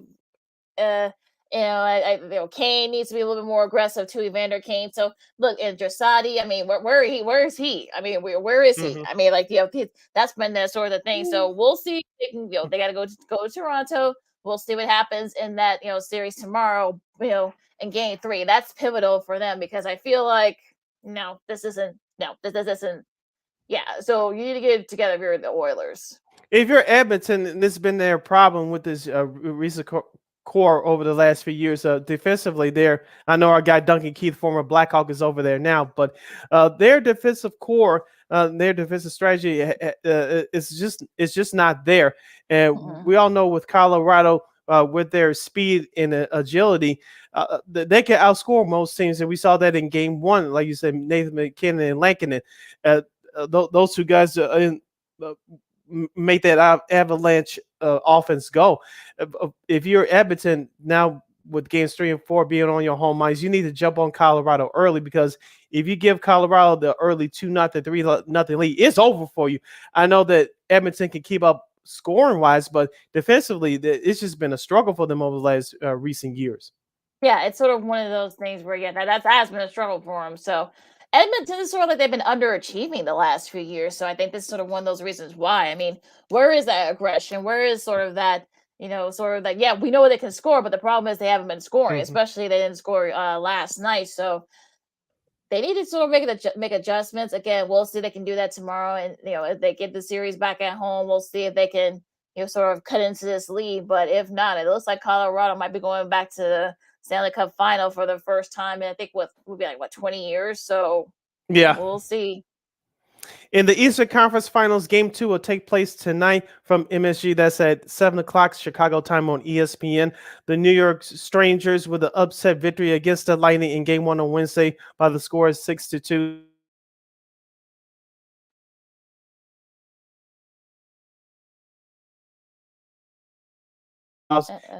Has been their. Can you hear me now? I can hear you. Yeah, you froze for a little bit. But the New York Rangers, their struggles have been not scoring goals. And they score them in bunches, but they can't consistently keep that up. They scored 12 goals in their last 2 games, and so the momentum has been on their side offensively. They need to keep that up. I don't know if they're going to score 6 goals tonight against a very good Tampa Bay Lightning team, but it was important for them to go steal Game 1. They definitely carry that momentum from their Game 7 win on Monday at Carolina. Well, to piggyback off that, they've scored 5 or more goals in 3 or more straight playoff games for the fourth time in their franchise history. That's the most recent part was the last time they won the cup in '94. So Mhm. you know, you can take that forever, take that as you will. But yeah, I think this sort of, to me, this kind of reminds me of, you know, the NBA Finals. You got the experience with Tampa. You know, a lot of the core guys are there. Yeah, we know the Rangers are good. They can score, but can they keep it up? And I think the Lightning were kind of like shell shocked by the fact that, you know, since the Rangers are such a young team, yeah, I think they kind of were caught off guard by the fact that the aggressiveness and the speed of the Rangers. So I think the experience will definitely help the Lightning a little bit. So that's why I think they're gonna, you know, do better tonight. So I'm, you know, the 7 o'clock game on ESPN. So check that out tonight. But yeah, I think the Lightning will definitely come back and even this series. I think that they're too good. There's too much experience there for it not to happen. Yeah, as I said before, I have the Rangers win the Stanley Cup.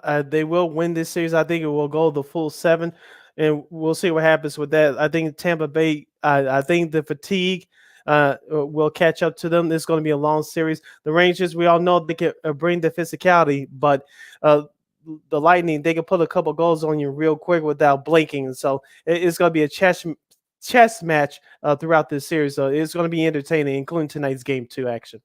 Yeah, it'll be a lot of fun. I think. Look, both these series, I think. Yeah, I know Colorado has, you know, won the first 2, but I feel like again the Oilers.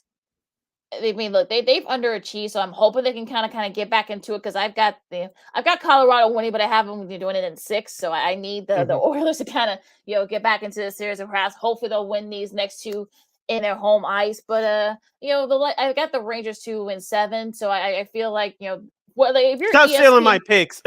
Well, stop. Well, look, you didn't say that you. I had the Avalanche win the cup anyway, so you know, Oh, there good. you go. But yeah, but I had the Avs winning. I had the Avs winning like early in the season, so I wasn't. I told you. You said that. I heard you told me that earlier. I told you that early in the season. Said that I had the Avs winning. So, but yeah. So I think if you're ESPN, I think you'll be cool, fine with whoever wins, whoever ends up winning these conference finals, ends up, you know, going to the Stanley Cup. Because you know the ratings have been very solid for both them and Turner, but you need all the Mhm. buzz you can get since you're going to have the Stanley Cup this year. So, but yeah, like I said, this should be a fun series. Hopefully, both these series can go to distance and build the buzz.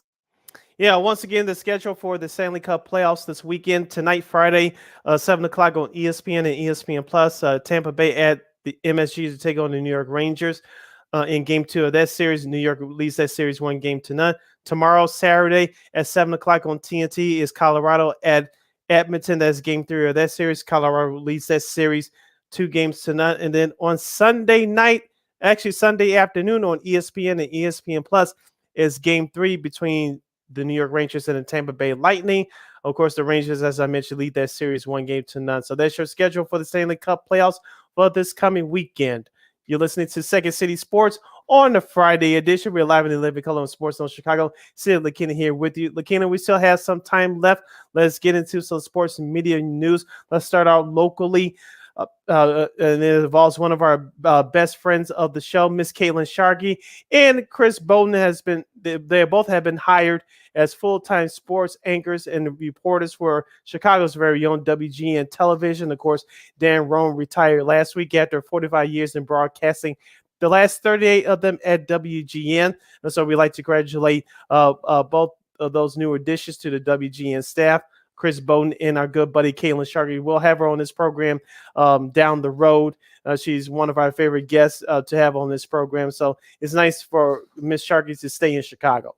Yeah, and that's very, very glad to hear that. And yeah, I think she's going to be doing what Lauren Majera did, who left a couple of months ago. So we'll see how she does. And you know, Chris Bowden back, you know, doing he worked at CBS 2 Chicago, also to NBC Sports Chicago as well for years. So yeah, so he's a fixture here as well. So I'm glad they hired him back full time. But we just see how they do this because you know our buddy our buddy Jared Payne, also too, Josh Hawley is also as Josh part of that. Fryman. Josh Fryman, I should say. Okay, I got Larry Hawley mixed up, but Josh Fry. Yeah, sorry, Larry, love you. We gotta get you back on soon. But yeah, Josh too as well. But our buddy Josh Fryman too. But yeah, I mean, we just see how they do this because you know it's a little. Like I guess look, they're teasing they got something big coming up. So you've got the field reporters and such, you know, when the games and on the ice, they in the court. Then you've got like that nightly show they have on, which is on every single night, not Yeah, just the GN weekdays, but in the Sports weekends. tonight. Yeah, all the weekends as well. So I guess they're gonna spread that out too a little bit. I mean, I guess for the time being, they're gonna have 4 full-time people, but again, they also have streaming services too. So I guess they're gonna be doing the stream. They're gonna be taking turns doing the streaming part as well. I know WGN has their own streaming app, like all the other local networks do. So maybe they're gonna be doing that as well. So it'll be just see how they do this. Yeah, so we'll see what happens with Chicago's very own WGN Channel 9 with their sports coverage moving forward. Uh, let's go to the NFL, Lakeena. As expected, Greg Olson and Kevin Burkhardt have been named the official #1 team for this upcoming season. How long will that last? We shall see. Since Fox has the Super Bowl this year, should this be Brady's last year playing in uniform? He's going to sneak up there at some point, we assume, next year. Of course, he signed that 10-year, $375 million contract to work at Fox Sports. No, I mean that's not a really big surprise. I think we all thought that this was going to happen. Again, how long is it going to be? Will it be for just for this year? Will it be for the next 2 years? Because if you remember, the next two of the next three Super Bowls will be on Fox. So especially this actually is finish up the old TV agreement. It'll start the new TV agreement kicks in after next season and next year. So 2023. So it'll be interesting to see if will Tom Brady still be playing then? Will they have him start in the studio first? And then they'll have him back in the booth. So this is gonna be probably gonna be a transitional thing, but we'll see what happens. I like Greg and Kevin Burkhardt together. I feel like they're especially with of course now with Troy Aikman and Joe Buck going on to ESPN, they're gonna need a guy to need some guys to kind of fill that void. Now, what if he does well, Greg Olson, and then makes you kind of rethink things? But who knows? I'm sure. Look. I mean, they're paying Tom Brady like $376 million, something like that. So he's going to be doing more than just call games, like we said earlier when this news came out. He's going to be probably going to do developing some content for them, some original programming and such. So again, we'll see how long this lasts. And sticking with the NFL, breaking news over the last hour or so. Brent Musburger, the legendary sports broadcaster, he was the voice of the Las Vegas Raiders over the last 4 years. He called it a career earlier today, going out on Twitter saying that he's no longer going to be the voice of the Las Vegas Raiders. He officially retired. So the Raiders are looking for a new football voice for their team for this upcoming season and beyond. Of course, and also too, Brent Musburger is the founder in charge of the VSiN, the Vegas Insider Sports Network, the betting website, which they produce a lot of great content as well. Yes, they do, and I'm sure. Look, he's in his 70s. He's well into his 70s now. He probably wants to cut back on his scheduling. Well, he's 83 actually. Okay, wow. Okay, Making us feel old. Yeah, I know, right? But I think he probably just wants to kind of call it a career. And I'm sure there's a lot of travel involved as well. I don't know how much traveling he was doing with the pandemic and such, but I mean, okay, yeah, he had a nice career. I mean, the political stuff aside, I know he's gotten some heat for some of his political views, but I want to talk about his career, as a sportscaster and such. I'm going to keep it at there. But yeah, so look, him and Lincoln Kenny had great chemistry. I actually listened to some of their games, but we'll see where the Raiders do. Look, I'm sure Mark Davis will they'll hire some really they may go a different direction and hire a woman, so who knows? But yeah. Yeah, the Raiders always been that NFL franchise that's been a forefront for progressive movement and change. Of course, they had Tom Flores, who's finally in the Hall of Fame. He was the first Hispanic head coach. Of course, Art Shell, the first African American head coach. You remember he was an interim, and then they took that title off and gave him the full head coaching job there. So the Raiders, so of course they had Amy Trash, who's now with CBS Sports. She was the first woman exexitive back in the day for that organization. And she's a great follow on Twitter. So if you're not following her on Twitter, please do so. Yeah, and so that wouldn't shock me, Lakeena, they went that route, and so especially with the new trend that's going on over the last few years, so I wouldn't be shocked if that happens. So the Las Vegas Raiders will be looking for a new radio voice to call their games. Sticking with football, Lakeena, Drew Brees, we talked about this a couple of weeks ago. He's left NBC. I don't think he's going to play football again, nor should he. You saw his last couple of years playing. It wasn't that great. He was still effective, but not like he once was. It looks like Jason Garrett, the former NFL head coach and offensive coordinator of the New York Giants from last season, it looks like he may replace Mr. Brees in the TV booth for the Notre Dame games. Yeah, and I saw. Well, look, if you guys listen to him on the USFL games, he's actually really good. He went to an Ivy League school too, so we know he's pretty smart. So, of course, comes from the world of coaching, coach for Dallas for years and such. So, yeah, I would be surprised if they decide to do that. And look, he went to Princeton and Columbia for his master, so I look, we know he's a very smart guy. They might have him do some NFL games as well. So again, this wouldn't really shock me if they end up going this route. But yeah, I mean, look, I mean, good for him. And if they do that, I mean, we'll be interested to see what direction, he's already there. So I'm sure they're gonna want to Mhm. make sure that, if another like coordinating opportunity and such, I mean, he'll probably make more doing this than he would, doing, coaching. It's a lot less stressful too. I think he's Yeah. now realizing. So yes. So yeah, I wouldn't hate it if if he ends up getting the Notre Dame job, Notre Dame TV gig. And also too, of course, I'm sure he's probably gonna want they're gonna want to do some NFL as well. Yeah. So we'll see what happens with Jason Garrett. Still sticking with the NFL, Lakeena. Ryan Fitzpatrick, the now ex-quarterback of the NFL, he retired earlier this week after a 17-year career and earning a whole bunch of money. He's in talks with Amazon to perhaps join their coverage since they'll have Thursday Night Football for this upcoming season in years beyond. Yeah, we know that that they're gonna want to swing for the fence if you're Amazon. So getting a very popular guy like a Ryan Fitzpatrick, also to a very smart guy too, another Ivy League guy. So Yeah. we know he can break down things better than perhaps maybe a lot of guys that are doing it right now. So we know that he's probably gonna bring that to the table again. Should this become official with Amazon? So look, he had a great career. Look, he's made millions and millions of dollars. Mhm. I'm sure. And look, unfortunately, injuries kind of got to him, in the last few years, especially last season. But yeah, again, look, this is a guy who probably should be, going to the television. Like he's got about like 7 kids to support, so Oh, the have to. Phillip Rivers action, huh? Yeah, so he's gonna need to do something. But so good for him and congrats on a great career. Now, speaking, sticking with that, also Frank Gore signed a 1-day contract with the team who originally drafted him, the San Francisco 49ers, and he called it a career yesterday. Do you think he's a Hall of Famer? Probably one of the top, rushing leaders in the last 15 years. Do you think he gets to the Hall of Fame? I think isn't it Edgerrin James in the Hall of Fame? Or I Who? know he was up for Edgerrin James. He's already in. He went in a He's couple years already in. ago. So if Mhm. he's in there, Frank Gore should be in there because he has the numbers to back it up as well. So I say yes.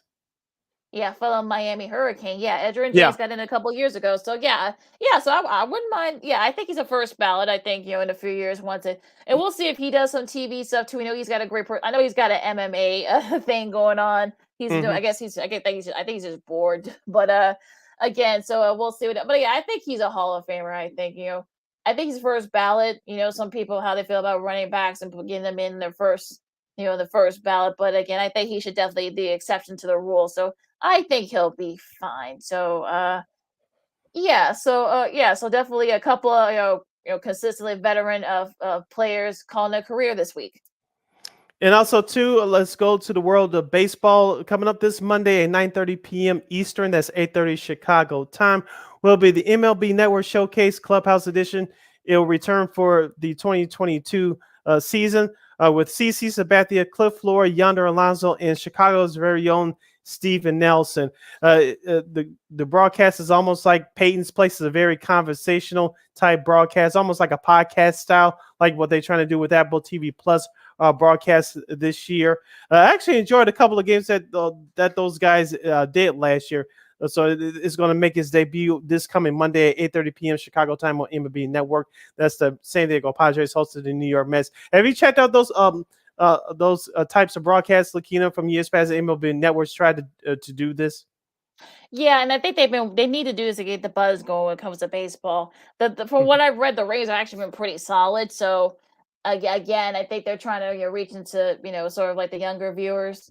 But yeah, Mhm. I think the guys you mentioned, I think those are probably the best guys who have the best. We know CC Sabathia has a great personality, so I'm sure Yes. we'll be adding a lot to the table there as well. And yeah, we'll see how this goes. I mean, like I said, I think a show like this can work.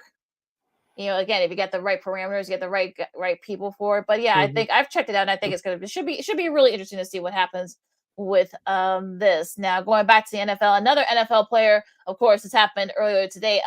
Veteran center Alex Mack from the 49ers announced his retirement after 13 seasons. He was named to the Hall of Fame's All-Decade team for the 2010s. He was named to 7 Pro Bowls, 3 second team All-Pro nods, and of course, like I said, the All-Decade team for the 2010s. So is he a Hall of Famer?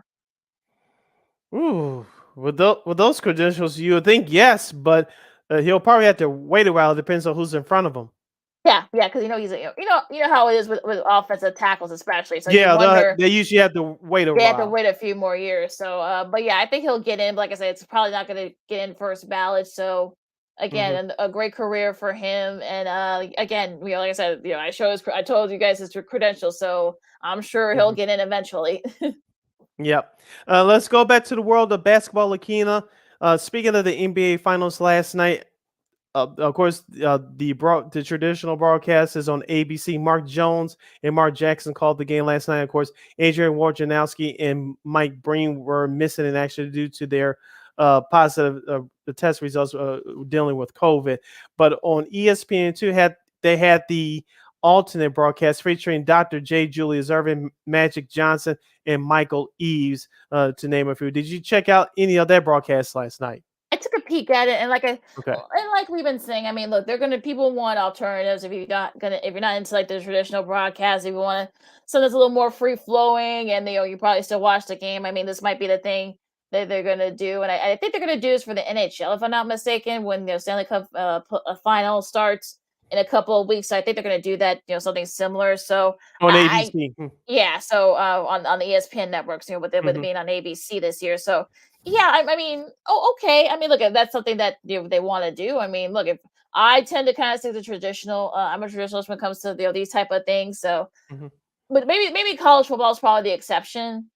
They got their mega casts and such, but I like that for college football. Yeah, that makes sense for college football. Yes. Yeah, the NBA and also and I know, like I said, I think the NHL is going to do something. I think they're going to do something for the NHL too on ESPN, their network. So, I mean, okay, that's something that you want to have a different, sort of like maybe a different, vibe from it. But okay, but I took a peek at it. It wasn't really my cup of tea. I kind of stuck with the traditional broadcast, but okay. I mean, like I said, I'm not, it doesn't really I don't hate it or I don't like it, but I don't hate it either. So like I said, if that's the alternative that people want to watch, then we'll see. But I think the Manning cast style, the mega cast style, I think that's going to be a thing, I guess, for a lot of these. I know in the Final Four they have like the home.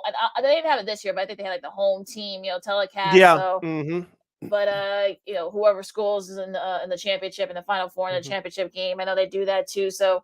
Okay, I mean, yeah, it's cool, but like I said, it's not for me. I don't have really a strong opinion about it either way. Yeah, I'll check it out on Sunday. But this crew should be considered for an alternate broadcast, and this is actually a pregame show they've been doing for years.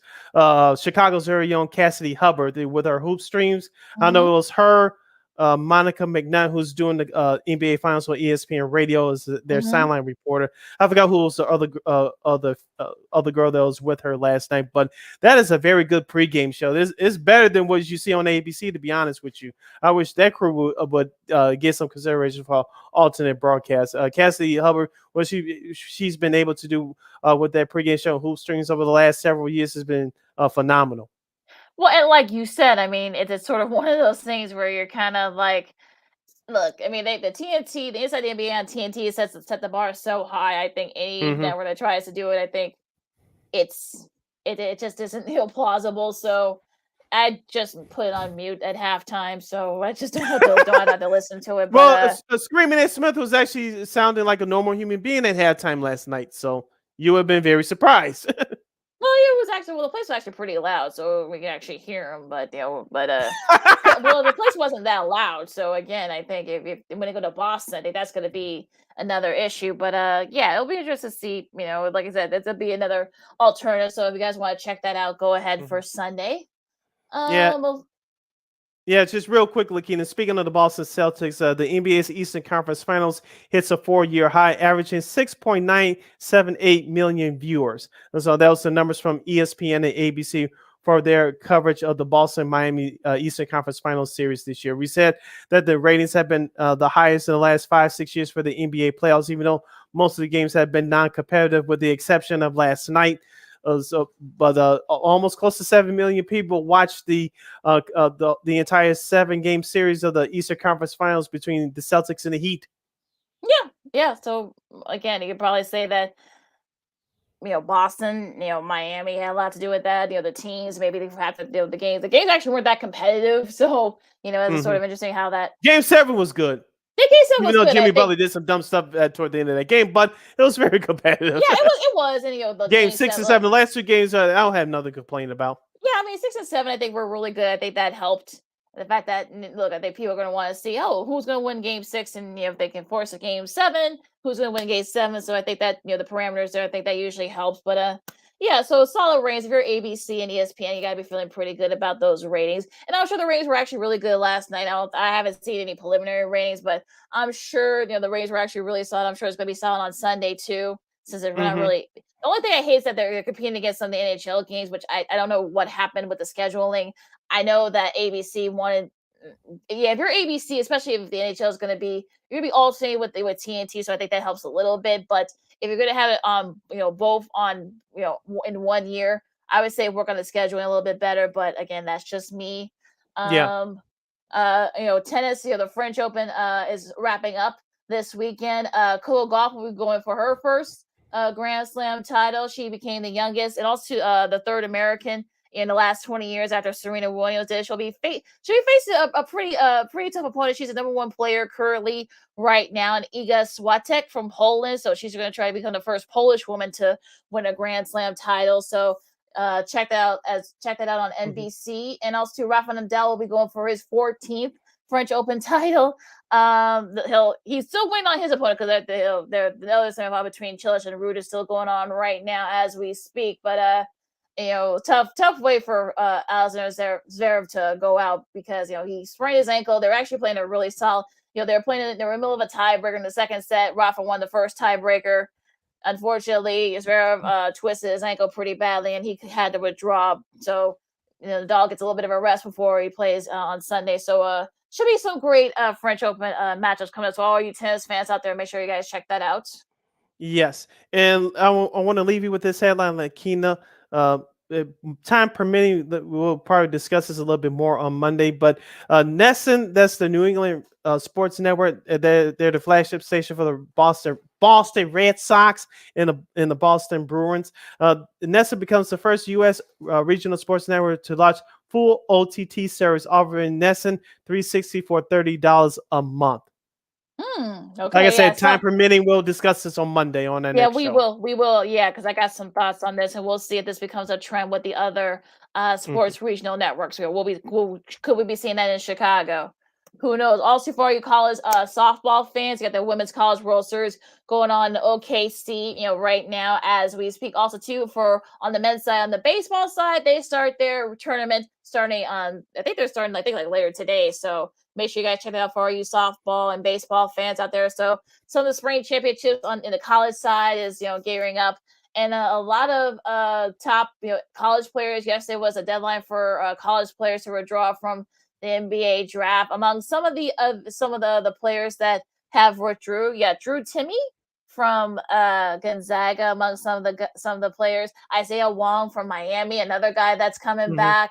I forgot the name of the guy from Houston, darn it. But yeah, he's coming back as well. One of the Kelvin Samuels top players from Houston. I'll probably look that up as we say our goodbyes for the weekend. But so like 114. I know there's a list out there too. Like 114 guys have withdrew. Now Kofi Cockburn did not. He's staying in the draft. So and also EJ Liddell as well, who Ricky O'Donnell mentioned earlier. So some guys made some good decisions.